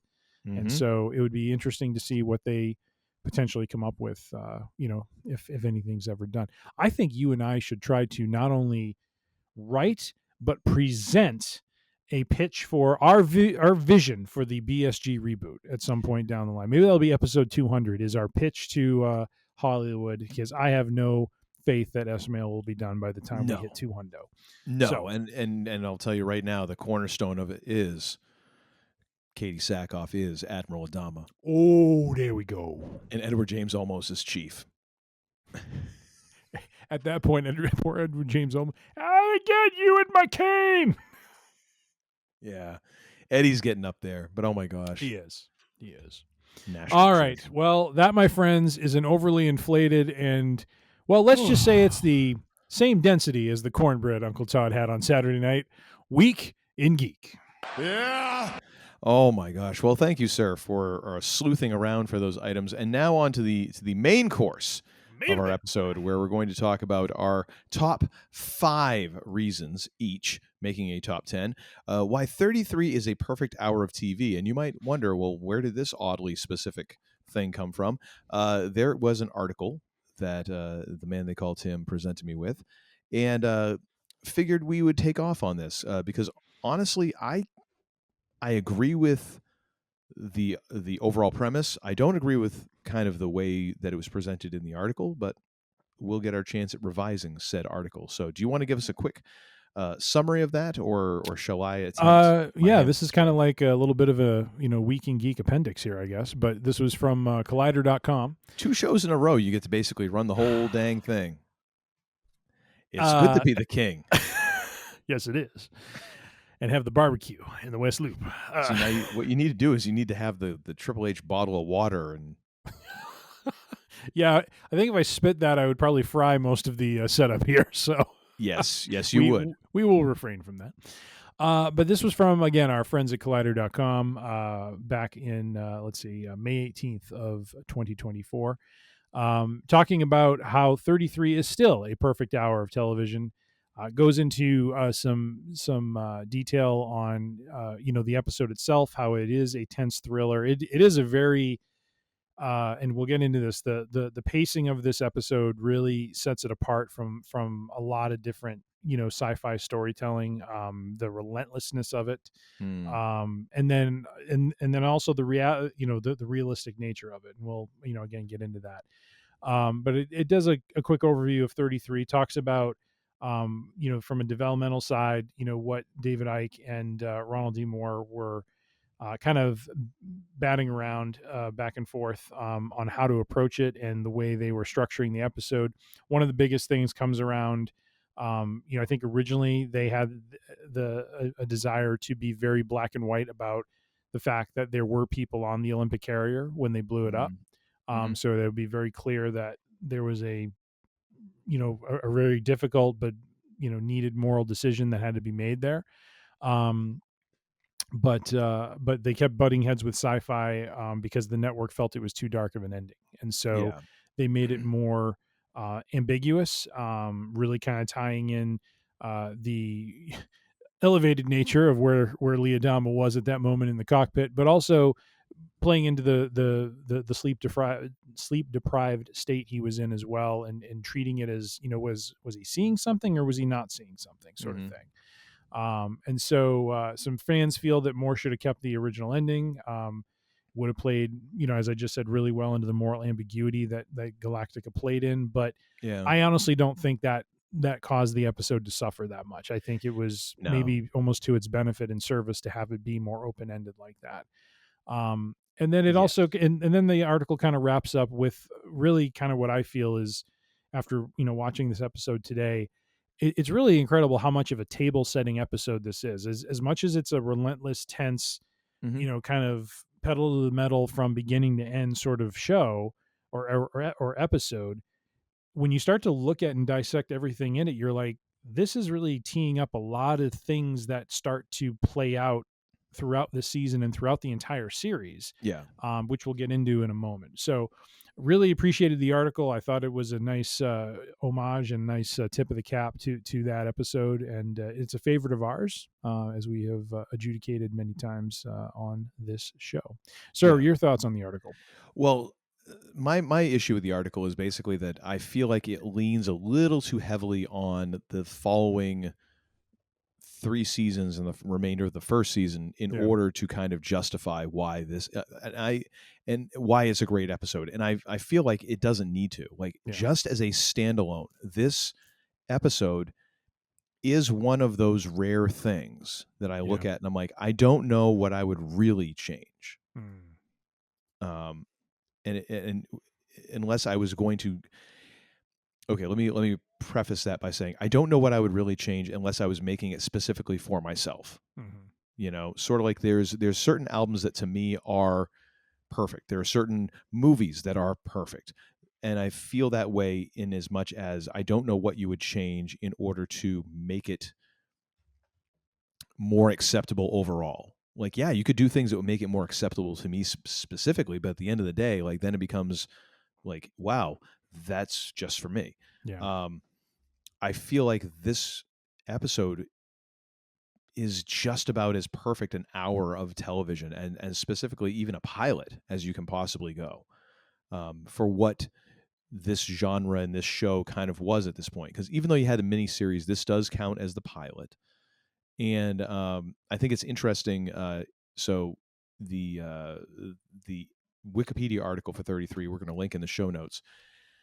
When they were doing kind of the brainstorming for season 1, this was one of the episodes, and they ultimately decided this would be a great pilot episode. And I think that the fact that it wasn't necessarily intended as a pilot episode works a little bit to its advantage. Yeah. Because a lot of the things that I like about the episode are the fact that it's not overly piloty, you know? And so I like the fact that it's just like, hey, here's a good yarn. Yeah. And here's a good story. And, you know, all of that is so kind of unique to itself, but yet it carries over. So that's why I think, like, the idea that I don't think they should have kept the original ending. I think the way it is great, because that ambiguity gives you a little, it lets you off the hook. You can't just completely batter the audience into submission. Yeah. You know, Yeah. You have to give them a little bit of a release, you know, let them off with a bit of a laugh or a moment or something, or just kind of a little bit of like, well, we don't know for sure sort of thing. And I agree with that. Again, like, would I have preferred the darker trend? Maybe. But then again, that becomes my thing. Yeah. And is it something that's going to appeal to everybody? Not really. Yeah. And this is a pilot inherently is about getting as many people to watch the show as possible. So a little bit of that ambiguity lets some people off the hook. And it also keeps you wondering, like, okay, wow, this is what's happening in the first freaking episode? Yeah. What the hell is going to happen next? Yeah. Like, holy crap. 100%. What do you do for episode 2 after this? You know, water. It's going to make you want to, well, just when you think you can't ratchet the stakes anymore. Yep. Guess what? Yep. That thing that you need ain't going to be around. So yeah, I agree. I just wish that the article had kind of been a little more specific to the episode rather than leaning so much on what happened in the following 4-ish years. Yes. You know? Yeah. But we decided to take inspiration from the article and come up with our own top 5. Not to be confused with the Red 5 that Uncle Todd over the weekend was asking us to reintroduce into the show. But have I mentioned that Oak Hill is much closer? Oak Hill? What's Oak Hill? Oak Park. I'm sorry, Oak Hill. That's where I buy my bourbon. Oak Park. They're both oak. Have I mentioned about Oak Park? Now we know what our distillery will be called. Our distillery will be called Oak Hill. We do need to plan that. Sorry, you were saying. But yeah, well, and actually, if you're going to found a distillery, Oak Park is a much better location for that. Yeah. Yes. Oh, thank you. Closer to the downtown Chicago. I appreciate it and look forward You're to welcome. the next factoid you will drop on me on that front. Yeah, to wait till next episode. To the next episode. All right. Top 5 reasons why 33 is a perfect hour of television from the idiots here on the Range of Freedom. Indeed. What, sir, is your number 5? Number 5 is excellent direction and production. I felt like the decisions to hold on the characters for those extra seconds, really kind of giving you a little bit more insight into them, using action as part of the story instead of it becoming the story. Mm-hmm. For instance, just the moment to me that is, at the end they do leave you with that bit of hope, like, oh, there was a baby born on the morning star or the rising star, sorry. Mm-hmm. And so they get to, after at least 2 times when they knocked the total down of the entire human population, Rosalind gets to add one. Yes. And she could very easily have ended on her adding that one. Mm-hmm. And then that's fade to black. Instead, they hold on her for a moment. And I want to say, I remember and I meant to watch the episode twice. I watched it once, and I didn't get a chance to watch it again with the commentary from David Icke and Ron Moore. But I believe that little moment of Mary McDonnell kind of doing the little smile and kind of like the little dip, kind of this moment of like reserved joy, was a bit of an improv. Like that really wasn't noted in the script, and that was just sort of her emoting in that moment. And to me, that's perfect. That's that moment where it's like that makes the character, that starts giving you so much more information about this character, and in the same way throughout the episode, where you have, like, for instance, one of my favorite moments, in the episode when Lee and Kara are going back and forth, or Paul and Starbuck are having that argument about taking the stims, and they stare each other down. And that in a lot of episodes or a lot of shows, they wouldn't necessarily let it go that long. It seems to go like this interminable length when they're staring at each other. But even after that, you could cut away very quickly, but they didn't. They kept her there. They kept the camera on Starbuck. And then they have Chief kind of giving her a look, and Starbuck's like, what? And Chief gets to have this moment of like, and all of a sudden now, like, you get a little bit more info on Chief. Like, this is a guy who kind of is like, because from the miniseries, like, him and Boomer are a thing. And now he's like, dude, game recognized game. I think something's going on here. Like, there's these moments that, like, you start building the characters, and I love that. And that comes from the direction, but also from the production decision, because you have to make that decision. Like, we are sacrificing something else for those seconds. And Ron Moore was very infamous, saying, like, they would sacrifice parts of action sequences to have those extra character moments throughout the series. And I'm like, it's so kind of antithetical to how you normally build sci-fi shows, which I'll get into later. But what was your number 5? My number 5 was just how the episode highlights just the complexity of managing the fleet, coordinating multiple starships, jumping to the same location at the same time. And this to me was highlighted in the scene when Ty and Adama comes to Ty, and he's like, and Adama's like tired, of course. He's like, I have some ideas of how we can do this. Yeah. Let's all jump to different locations, and then we'll have a central location we can all jump to. And Ty's after like 3 jumps or something. Yeah, it's like it was like on the 4th jump, and Ty's like, it's taking us the entire half hour to just plot this one. Yeah. It's like, what are you talking? Bill, smack. Yeah. Come back to it, baby.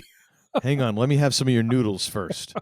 That was also great. Are you done with this? Yeah, I am now. Again, like, so many character moments of like those two where you're like, oh my gosh, I get these two guys. But that also leads to what ends up happening with the Olympic carrier, where they do a jump, and you have oh God, what's her name? D. Who goes to do the announcement, all ships are accounted for, and then she's like, whoa, hold on. we Yes. lost one. And so And yeah, and in that moment, Yep.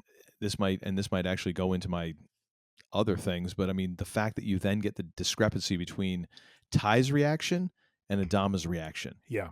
Yep. And Ty gets to go off and kind of be the, for lack of a better descriptor, the prick Yeah. that everyone's going to hate, but is Yep. stating the truth. And then Adama he kind of has this moment, and I didn't notice this really until I rewatched it last night, where he's just very quiet. And then he kind of does this sort of thing where he's like, I agree. It's a little harsh. Yeah. And then he very quietly is like, we make mistakes and people die. It's that simple. Yeah. Carry on. Yeah. And he doesn't add on to it because he's like, well, everyone just got pretty well belt buckled there. So Yeah. Yeah. I think in some ways he has a little bit of Grand Admiral Thrawn going on there. You know what I mean? Well, but because he does, he understands. He understands. I'll let him do his job, and that way I can kind of I will be the scary person, but yet I will also be, it really is like he is the distant, removed, like God, who is very scary, but I'm also, I'm kind of benevolent. Yes. Until I'm not. Until I'm not. Right. Yeah. So yeah, just kind of, the way they get into some of the, just the logistics that they have to manage. And that continues on through season 1. Like season 1's a lot about the challenges of the survival of that group of people. Yeah. And Adama and Roslin having to manage all that, both from the political and from the military, kind of side of things. So I just really appreciated that. I thought it was a great way that they, kind of set that up. And it's again, it's one of those things that extends throughout the series. Like it ends up coming back to play out in different ways as they make their way, through the galaxy to their ultimate home. Yeah. Actually, is the mining ship, or the refinery ship episode, is that season 1?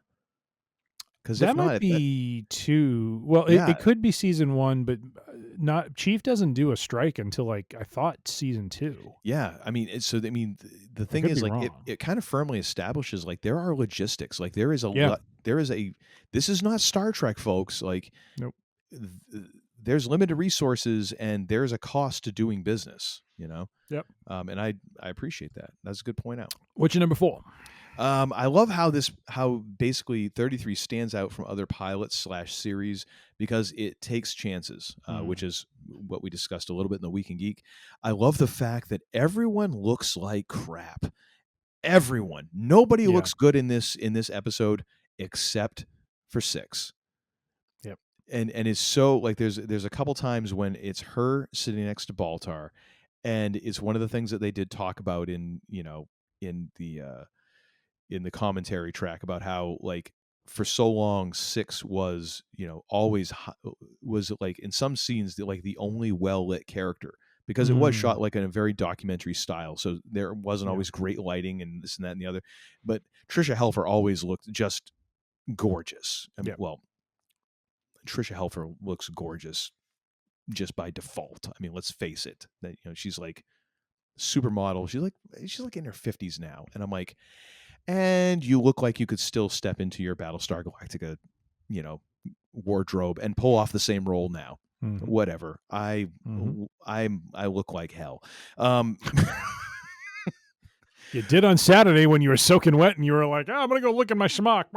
Well, again, you put that orange poncho on Tricia Helfer and she could wear it on a runway. You put it on me, I look like a traffic cone.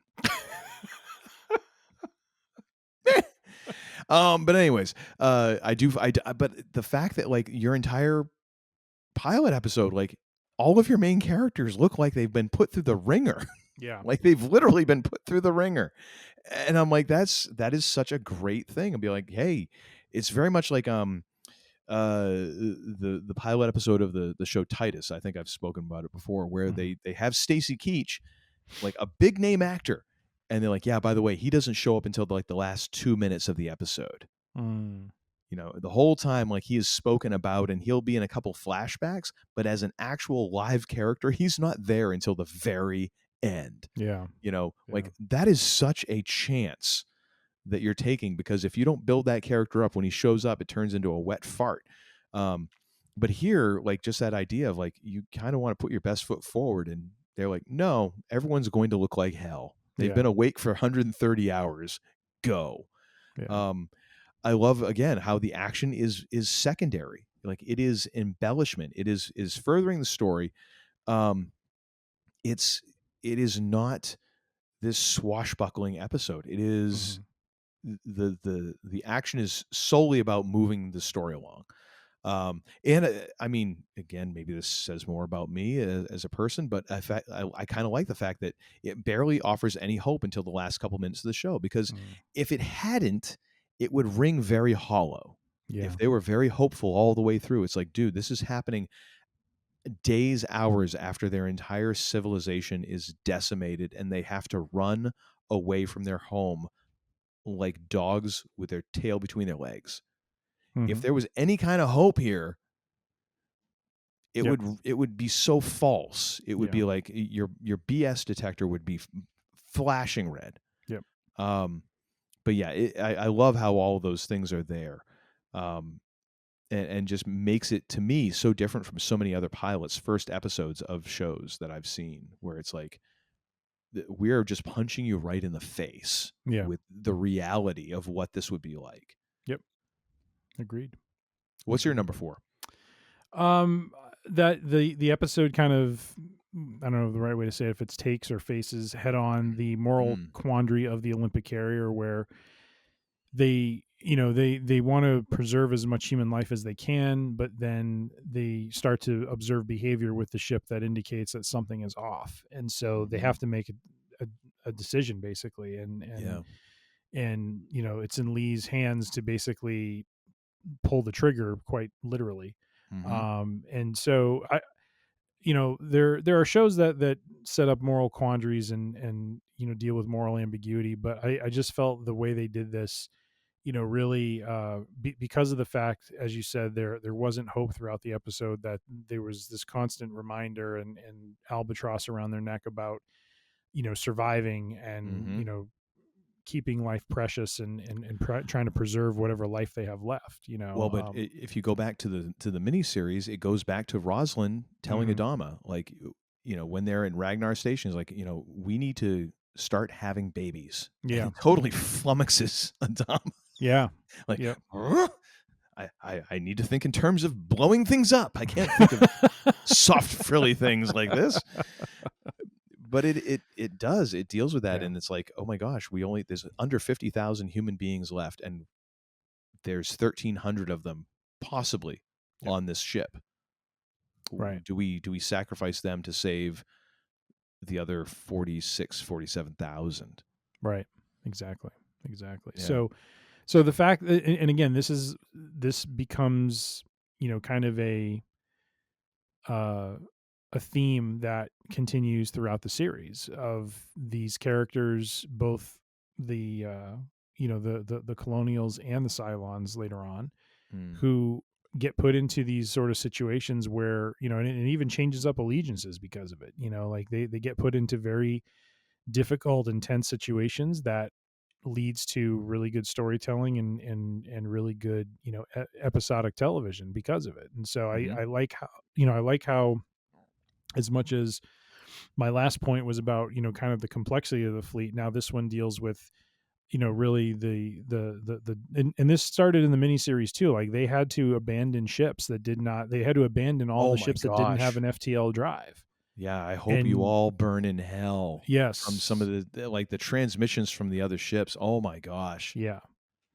Or the little kid on the ship that, yes. Oh yeah. Well, that comes later. Are you talking about wasn't that the? No, that's a miniseries, because that was the first. That was when.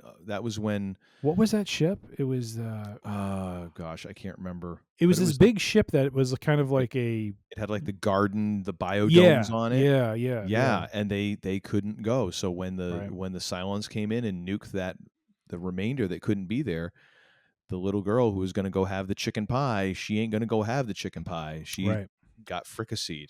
Yep. in space. And I actually think, in a way, the ambiguity makes that moral quandary that much more harsh. Yep. because so many times a moral quandary is set up and the hero makes the right decision, Yeah. or even if they make the wrong decision, it's for the right reason. Or if they make the wrong decision, then they learn something. And in this case, it's like, we don't even know if they made the right or wrong decision. Right. Because you don't know if the 1,300 people are on there or not. Yep. You don't, I mean, you think, like, well, those couple windows they showed didn't have people there, but judging by my flight on, Sunday, that flight was half full. Like, do we know that the Olympic carrier was at max capacity or were they at half capacity? Right. Who knows? Yep. I think that makes it that much more impactful because you don't know if they made the right or wrong decision. Like, that they blew it up. Yeah.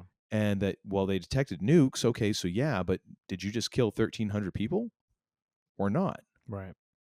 Well, and later on, when Adama sees Lee, he takes that on his shoulders. He's like, "This was my call. This was not your call." Well, but and this is one of the things I didn't notice until rewatch, and it made me go, "Oh man, it's cool." I don't know if they intended it. Maybe Eddie did. But this idea of then Lee is like, "But I'm the one who pulled the trigger," and there's this look from Adama at Lee. And you could tell because there was this odd tension of them in the miniseries, like when they didn't even want to hug, for the photos and stuff like that. And there's a lot of stuff there. There's a lot of stuff. Oh my gosh, there's so much stuff between the Adama boys. But in that moment, you kind of see this admiration from Adama looking at his son, going, "He gets it." Yeah. Like, I tried to give him the out. He wouldn't take the out. And in some way, Adama's like, I've done something right. Yeah. Yeah. And I thought that was cool. Like, it was such a little moment. And you know what? Maybe I read into it. Maybe Eddie had no idea he did it. He'd be like, that's crap. I wasn't thinking anything about that. I was thinking about what to have for lunch. I kind of doubt it because I think Eddie thinks about everything. It sounds like. But no, that was, that's such a good point. Your number 3, Seb. Brilliant writing. I mean, oh my gosh. The fact that we had a miniseries before this, and I won't go as far as saying, oh, well, you don't have to watch the miniseries to enjoy it, to get the pilot. Like, they made it somewhat doable that if you hadn't seen the miniseries, you could get an idea of what's going on, but you're missing a lot. But I love how they don't waste time on like these info dumps from one character who's like, oh, here, let me explain everything to you. And, or like, let me do a briefing. So let me tell you, here's everything that happened in the miniseries in a PowerPoint presentation that I've just whipped up in my spare time. They don't do that. Like, all of the information that you get comes from these little conversations. And it becomes a little expositional at times. Like, I don't know if that's how people really talk. However, it's brief enough that it makes it work. And especially with the fact that they're also fracking tired. Yeah. It makes sense that they would somewhat be talking like this because they're over explaining because they're just like, their brains are not working correctly. So it takes away those info dumps and spreads it out. All the background that you need comes through those conversations and also then the action. Like, the action then shows you kind of what's going on. Like the close escapes and stuff like that, like them jumping away and the missiles cruising by a second later. You don't have to have that, oh, we got out just in time. Like, you see it. It's right there. It's so economical. And for like this one episode hour of TV, it's like a feature movie. Like, it felt like there was an extra half hour of storytelling that's sandwiched in here because they not only are they economical in what they're doing, but they also are economical because they have those extra moments built in. So you have to be super economical now. Yep. Which again is like, holy crap, what a job writing this thing. And I wish I'd actually looked up ahead of time the writers and given them credit. I know that Michael Reimer was the director, and Ron Moore and David Icke, the producers, and all that. I can't remember who. I might have been Ron Moore who wrote this. I'll look it up in a second. But that's mine. What is your number 3? Mine is, again, setting the table for the series as a whole, goes all in on the religious overtones that will influence the rest of the show. And really what I'm focused on there is the Baltar 6 exchanges Oh my gosh, throughout the episode, how, which both provides, some, like I don't know the right words I'm looking for it, but the back and forth that he has with her, both in his consciousness or in his subconsciousness and in reality, Yeah. is just some really good back and forth as he's processing what has happened and his involvement in it.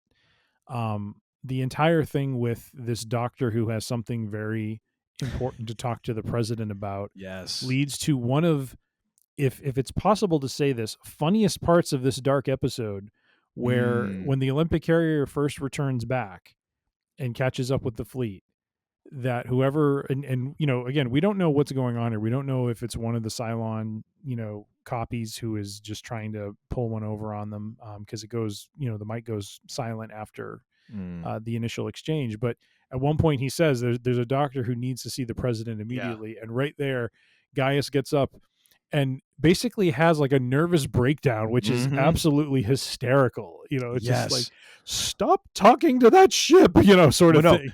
No, but I beg your pardon, but wake up! And like Rosalind, like not just like a quick little jump, but actually it feels like she hops off the floor about 3 inches. Just slams down the desk. And it's not him yelling "wake up"; it's him in a high pitched, like whiny voice. Well, but the thing is, like it is unhinged Baltar, and it's a hint of what is to come. Like you have no idea which direction this guy is going to go, and then of course also the moment when Six is standing, well, Head Six, of course, we have to distinguish there, is standing next to him, is like, have you always been able to multitask like this? Yes, and he's answering both questions, and I'm like, fracking James Callis, man. Like, just so good. And also, I mean, Six, in a way, of just being able to, like, in a way, play this character who is there and that yet not there. Yeah. Right. And but not there in the scene, but holds so much weight in the scene, like just has a gravitational pull. Holy crap. Well, and just the whole like idea of, this higher power that influences things, because, again, along with the moral ambiguity, you get into this ambiguity of, okay, he doesn't believe what she's saying, and all of a sudden his fears are once again realized. There's someone who is going to rat him out. But then it ratchets up, and it becomes like, it's not just Baltar. If Olympic Harry gets in the middle of the fleet, then everyone's fried. Yeah. And then we're all screwed. So it's like, it's not just him. So it's like, at the end, it just escalates, and then it comes, but then it gets very claustrophobic in that it's one guy who seemingly it all hinges on, and him in that moment with Head Six there, I repent. Yes. And right. Like I think he says it like 3 times, and then you have Rosalind. They oh my God bless him for doing this. Yeah. The fact that they cut to Rosalind, and then they wait, like a good breath. As I was watching this, I'm like, I forgot how long it took between the last "I repent" and then Rosalind saying "do it." Like that seems like for fracking ever. Yeah. And I was like, oh my gosh, that's so masterful to wait that long. Like that is the moment where you're like, say it, right? Just something happened, right? Oh my gosh, it was so good. But just the whole idea that when he's doing stuff, you get the sense there's something outside the realm of these characters that's directing events in some small way. And but I love. Oh, I'm sorry. Go ahead. No. So I'm just saying, but that sets the table for what is to come later on, where the show actually gets into more deeper, religious conversation, and Baltar himself in season 4, after the events of season 3, becomes a religious cult leader in some ways. Yes, Baltar is sex cult, ladies and gentlemen. Yes, indeed. So so again, from this episode and how it table sets so many different things that lead into later episodes and arcs in the series. It's just brilliant, the way they do that. And I think the way they have the time in the midst of all this chaos to focus on these two characters and tell that story and then weave it back into the chaos was just masterful.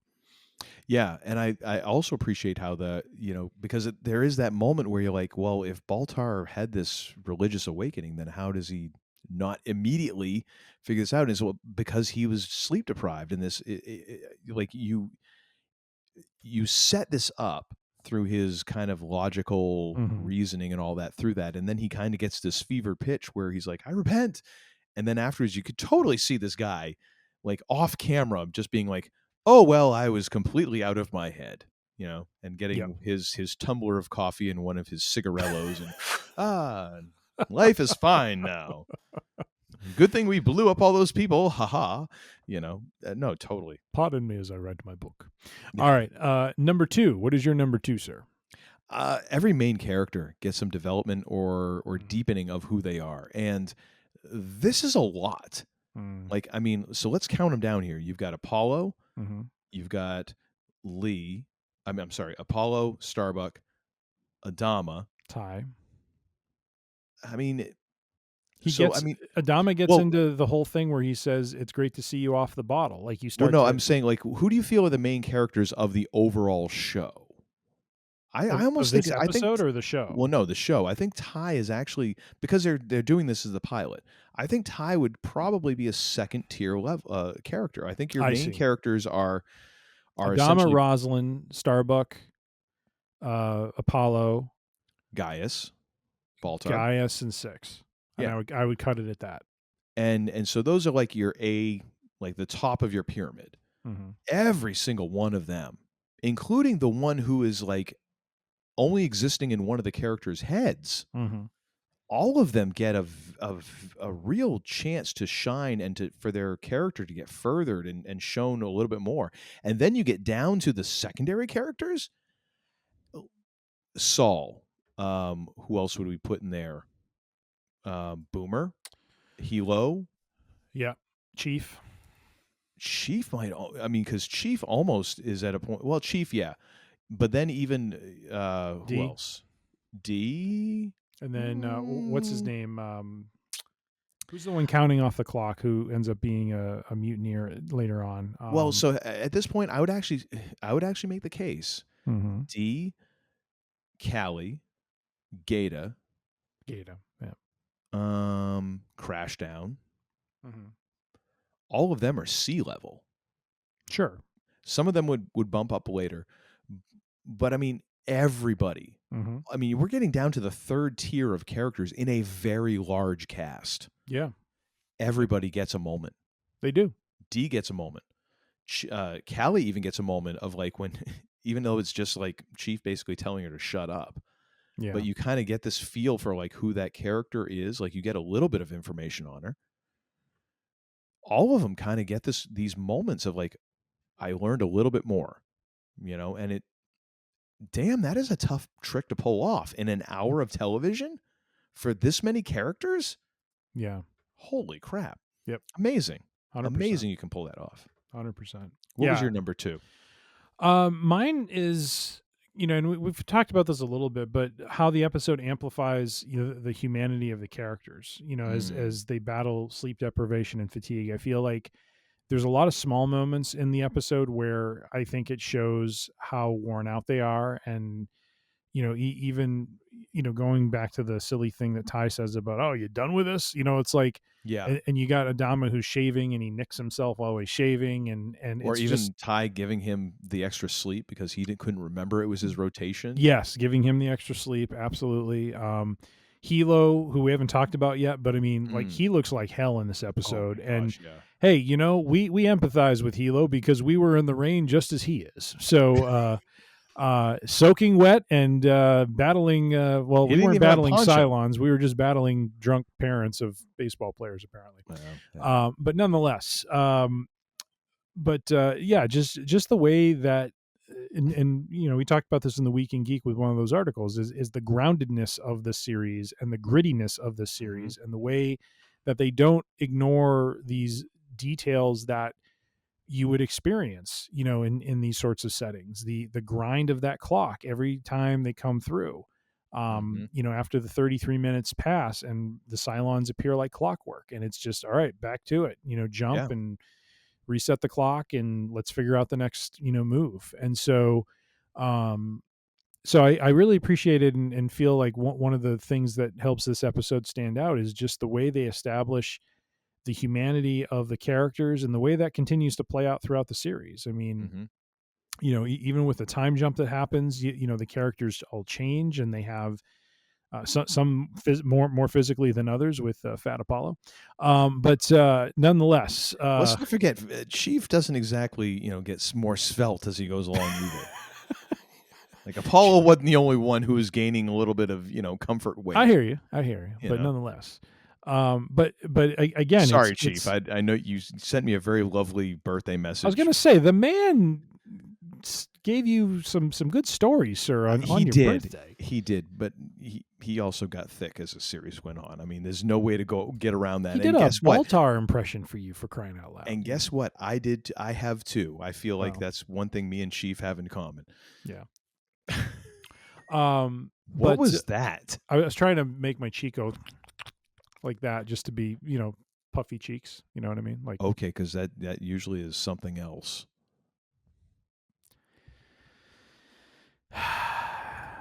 Forgot I'm on a show with children. I'm kidding. Okay, Phil.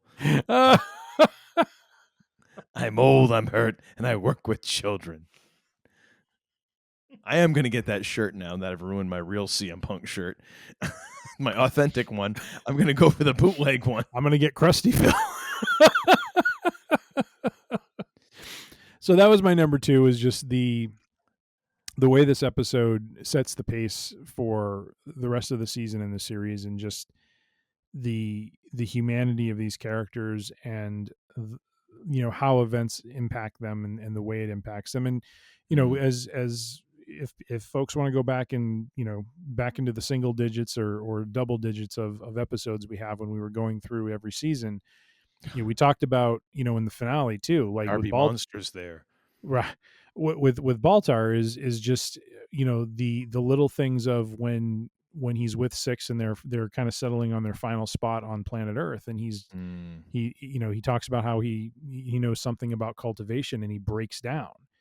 And again, to me, that's the beauty of the series, is you have those human moments with them where they, in that case, he's he's thinking back to where he came from, and all the weight that comes with that. Yeah. And so again, just to your point, your number 3 about the brilliant writing, that's what feeds into a lot of this. But yeah, the way everyone portrays that deprivation of sleep, the fatigue, and what they're dealing with, and the snippiness that's going on with everyone. I mean, it was just so well done, and it's a detail that continues throughout the series. Yeah, and honestly, I missed the boat on this one. I should have put in, just actors' performances, because I think everybody just goes all out in this episode. Like, there's so many great performances, even the little performances, the little moments. Again, like, just everything is perfect from everybody. Yeah. Even Sisinus. That's right. We do get a little Sisinus in there. Just a weary guy at the desk, just trying to chuck through all those things. And even Dee, oh my gosh, the moment when she goes down the hallway and sees all the photos. Yeah. And is just standing there, and it's hitting you as a viewer. Yep. But you feel it hitting her. Yeah. Yeah. All of that. And that's Sisinus is like a D or an E level character at this point. Come on, he's a Z level character. Sisinus was Z level. I don't even know if he has a name at this point. You know what I mean? Like, it's insane. But everybody just, for all we know, Aaron Douglas just said Sisinus, and then well, that's what he was doing at one point. Like, he started calling people different names so they would actually they would start writing for them. I'm like, dude, kudos to Aaron Douglas. Dude, yeah. He's an OG, no doubt. Indeed. But both of us love our food a lot. We do. All right, so where are we? Are we at number 1? We're at number 1, sir. What is your number 1 reason this is a perfect hour of TV? tension that leaves you wanting more, which is what you want Boom. from a pilot. Boom. If you have a dramatic pilot, that is what you want. You Yep. want to build the tension. And folks, if you're writing, there are things called ticking clocks, and it is an expression in writing that you want to have this thing that keeps people going. There is a literal ticking clock here that could have been a little too on the nose, but holy hell, does it work well? It works perfectly. And that tension just builds and builds and builds and builds and builds. And even though you get to the end and it's like, you still are like, they ain't out of the woods. Yeah. There's a whole lot of stuff that here has been set up, and now what? Like, this is the moment, like, really. So when I remember rewatching this with my wife, and we watched the miniseries, and she's like, all right, I can't remember. I think we watched the miniseries in one night. I can't remember if we watched 33 that night as well. But I remember as soon as 33 played, she's like, okay, next.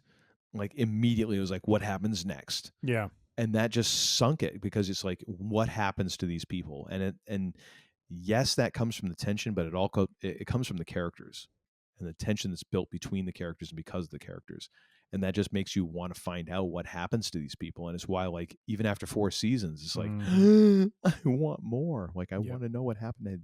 What are the further adventures of? Yeah. No, it just makes you, it leaves you wanting more. And what else do you want from a pilot? It does. And it plays nicely into my number one, which is, what stood out to me on this rewatch, earlier today was just the beginning is weariness and desperation, and the end is joy and hope. And I like how it has those two bookends. It starts with this relentless pace at the beginning, and when they finally do, kind of crack the nut, and there's no further pursuit by the Cylons, there is this. I mean, it I don't know how to describe it. It's like the episode feels like it's finally taking a breath, and when Jim is it Jimmy? I forget her Billy. Sorry. When my God. And Billy, another like D-level character at this point, but you've gotten to know him through the episode, and he has this moment at the end where you can tell Rosalind's like, oh my gosh, won't you leave me the frack alone? But she has this, oh my gosh, that whole exchange. Yeah. So good. Yep.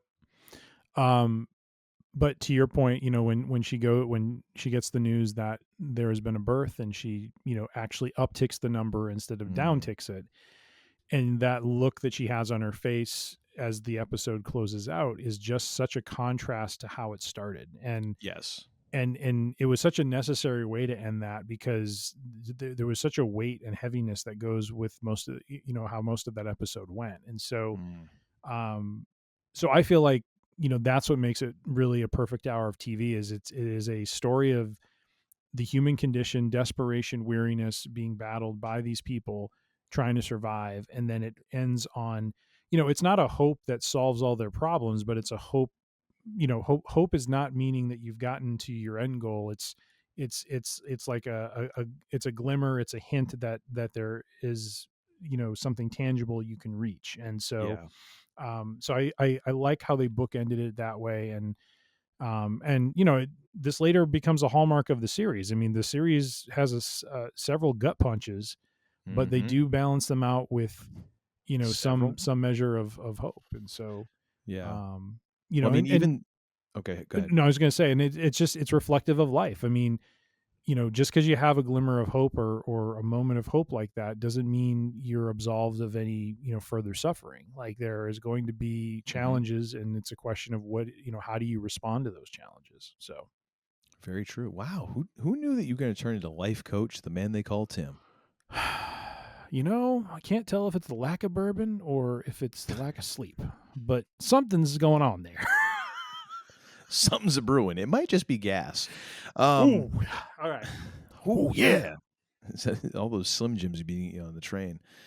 All right, sir. Well, it's time for us to kind of start rounding this up. What do you got for in another thing, a suggestion for our listeners and viewers? Well, and I'm probably going to curse this TV show now that I'm going to dear recommend God. it. Yeah, you know how it goes, my friend. You know how it goes. But highly recommend. Dun, dun, dun, dun, dun, dun, dun, dun. I gotta say, the clip on YouTube from the Queen movie, the Freddie Mercury movie from a few years back? Yeah.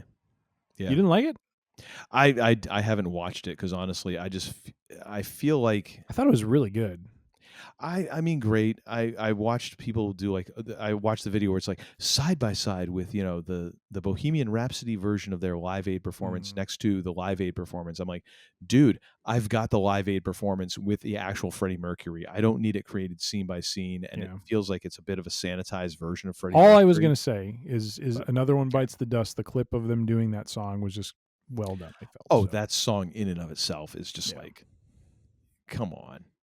So the funny part is like that used to be my bass player before I had to take over as bass player.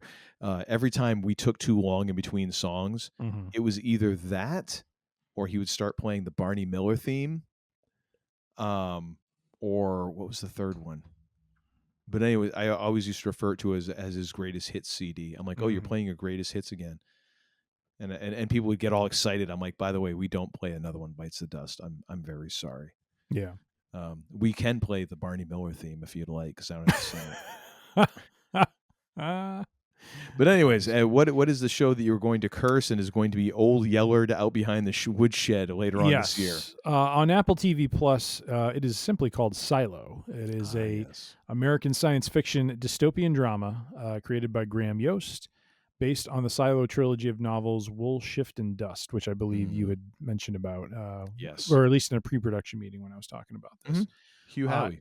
Yes, it is set in a dystopian future where a community exists in a giant underground silo comprising 144 levels. It stars Rebecca Ferguson, who, as of late, of Dune and Dune Part 2, Parts 1 and 2, playing Paul Atreides' mother. Who is an engineer who becomes embroiled in the mysteries of its past and present. Rashida Jones, David Oyelowo, Common, Tim Robbins, Harriet Walter, Avi Nash. Well, anyways, really well done, and just a very well executed, kind of episodic, cliffhangery sort of, like at the end of every episode, like you were just talking about watching the miniseries with your wife.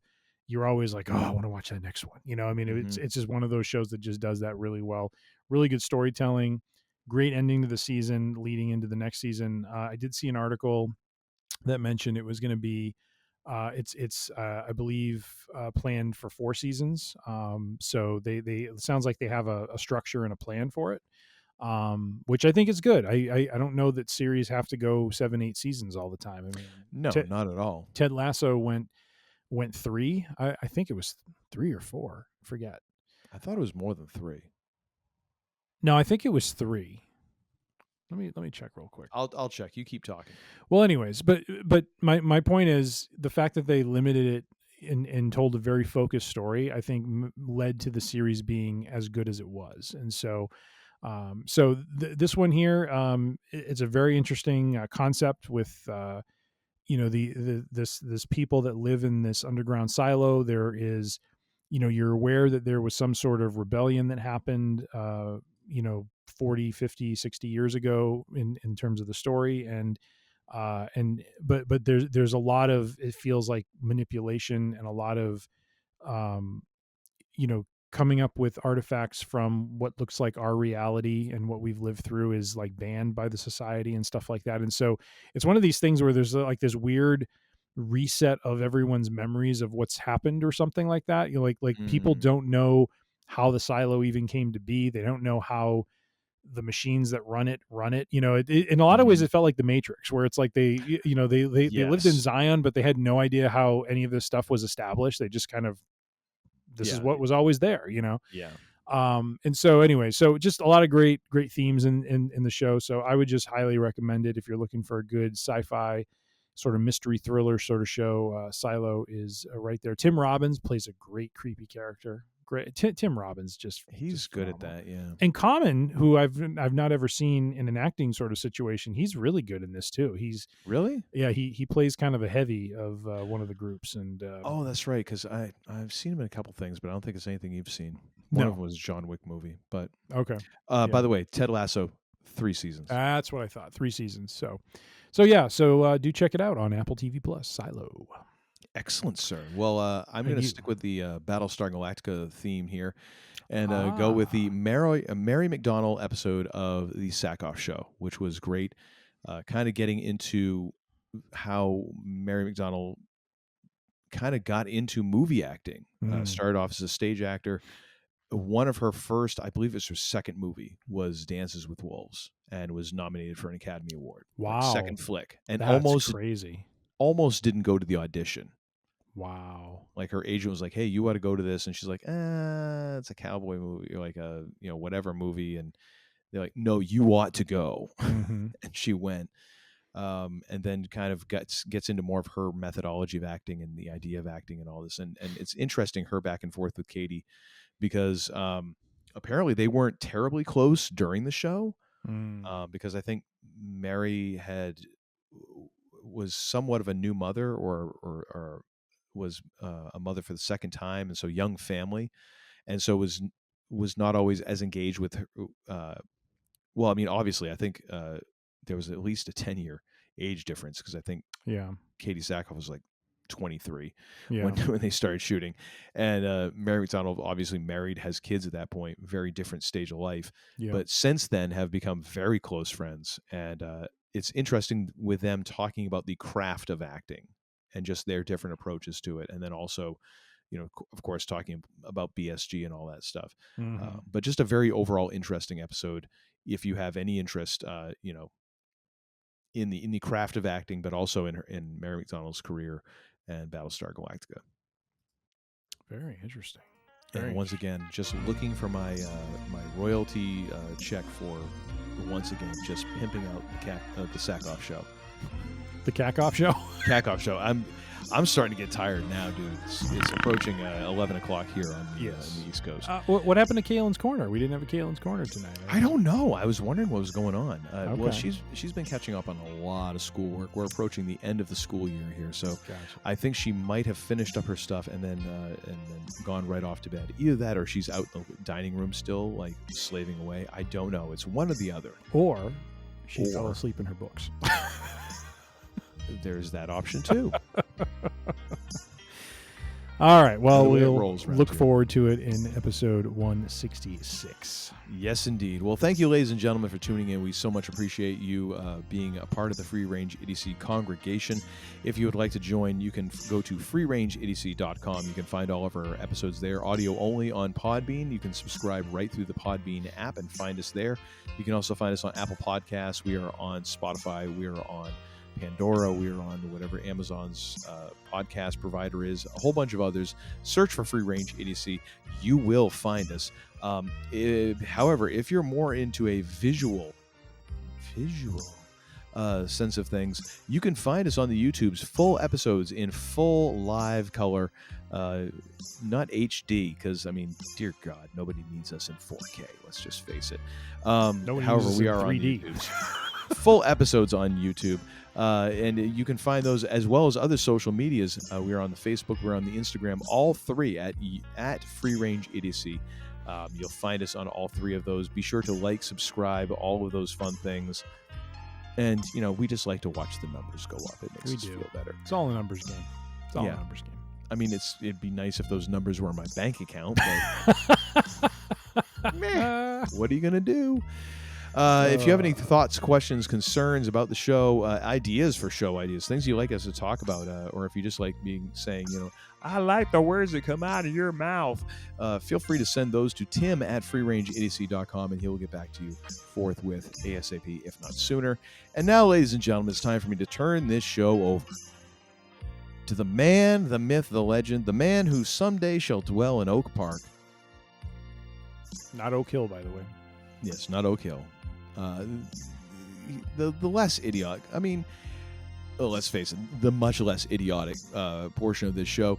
But not before I ask him the second most important question in all of human history. The second, of course, the first, of course, being what is hip. The second being, what in the high holy hell did we learn this episode? We have learned the following, my friend.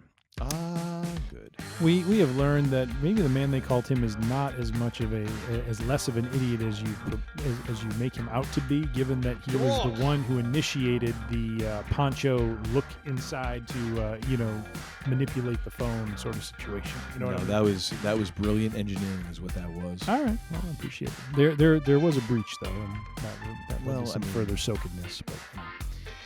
But you have that very strong chin line, so that's what the problem was. Well, thank you. We've also learned that the greater Chicagoland area survived the idiots uniting and having a bit of a sightseeing adventure, if you will, in the greater in the greater downtown Chicago area. The West Loop will never be the same, especially after we both imbibed and had some incredible barbecue. And as well as Wrigley, which will never be the same for us apparently sitting there for 3.5 hours in the rain waiting for a decision to be made. So. The security guard who was standing there, who facing the field, facing off the field, facing the stands. We salute you.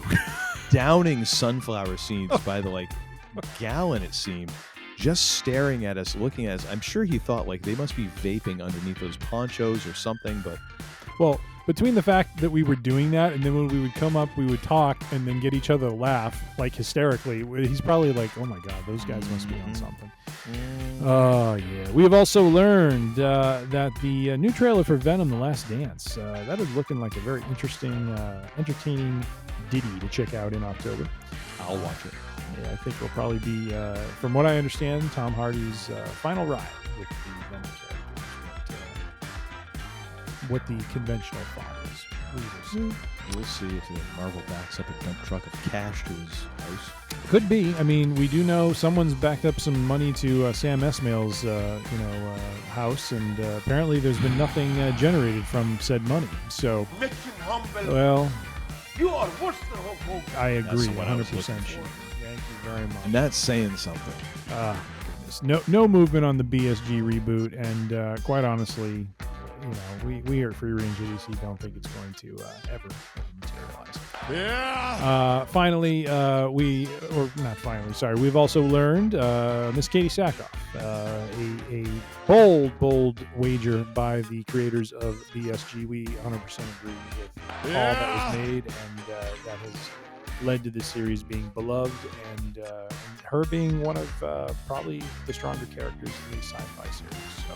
Yeah. And finally, we have learned that. Would you say that the casting of Katie Sackhoff would be, in fact,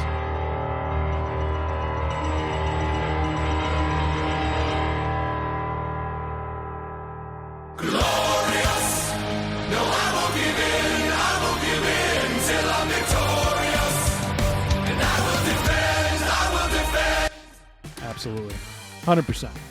Just wanted to check with you on that one. Thank you. I appreciate that. Back to you, sir. We have also learned that I think the idiots here have made a pretty strong case as to why 33 from season 1 of BSG is a perfect hour of television. If you have not seen this episode, if you've not seen the miniseries, check it out. It is good viewing, and it is good storytelling.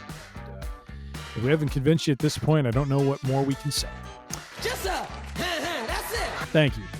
With all that being said, thank you. As Uncle Todd has already stated, we do appreciate the listenership. We do appreciate those numbers going up. And so with all that, we will wrap it up.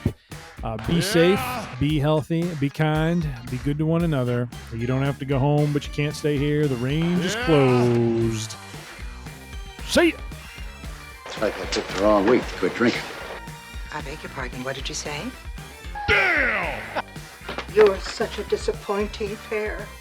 I prayed so hard for you. Get out.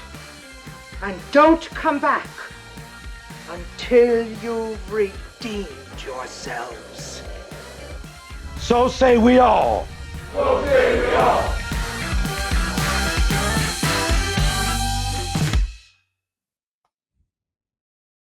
Can I get a little CM Punk there? No. Come on. You get nothing. Why can't I get a little cult of personality? You get nothing and you like it. Oh, good Lord. I'm still mourning my CM Punk shirt. I'll play the music. It'll make you happy. No, it doesn't. The weird thing is, like, this song gets stuck so easily in my head for days at a time. Like, I will wake up, and it feels like as soon as my alarm shuts off, the first thing I hear is... There you go. I mean, it gets you going. It gets the juices flowing. It gets the energy going. I need to ease into the day a little bit. I still gotta have a pee. I gotta feed the cat. I gotta make my coffee. Like, good God. I don't need to feel like Phil is right there, like, looking at me as disappointed. Like, come on, give me a little you've something. Done nothing today. A little something. You've done nothing. Come on. Here, I'll give you this. He's gonna play. Oh, come on. That's what you get. That's all I get. Seriously. Yes. Come on, do it for Phil. There we go. Yeah. I love it. Come on. Get the energy going.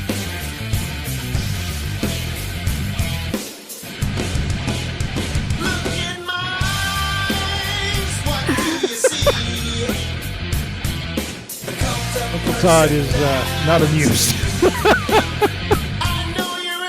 Thank you. What can I say? I'm more of a Paul Heyman guy. Ah, there we go. I appreciate it.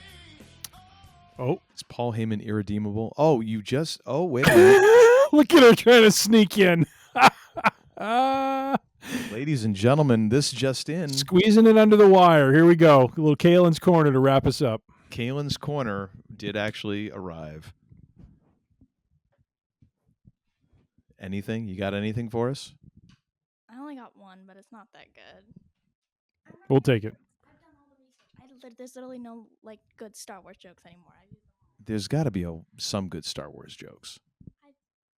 I mean, the biggest joke is Episode 1.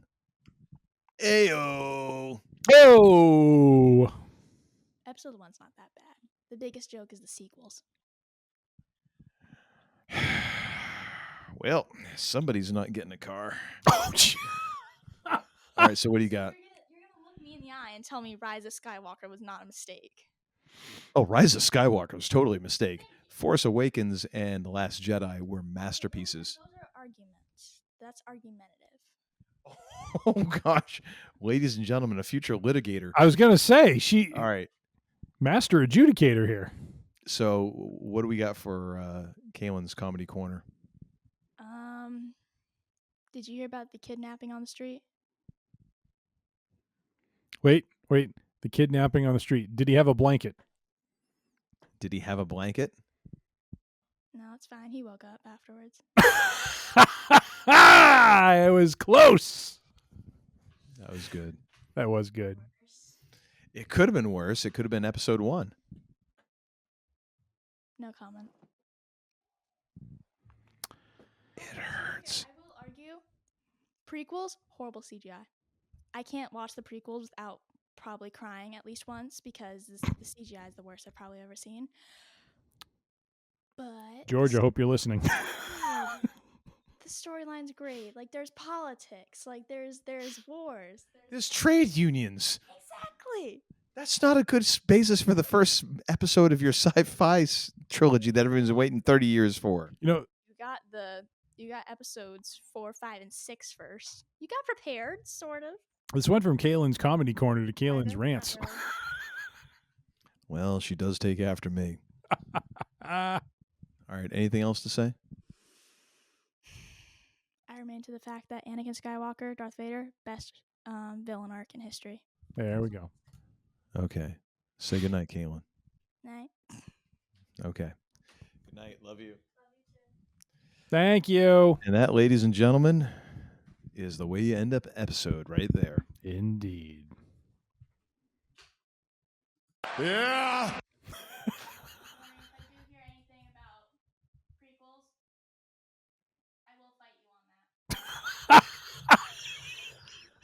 That is the cherry on top right there. The times they are changing. The prequels, I will fight you.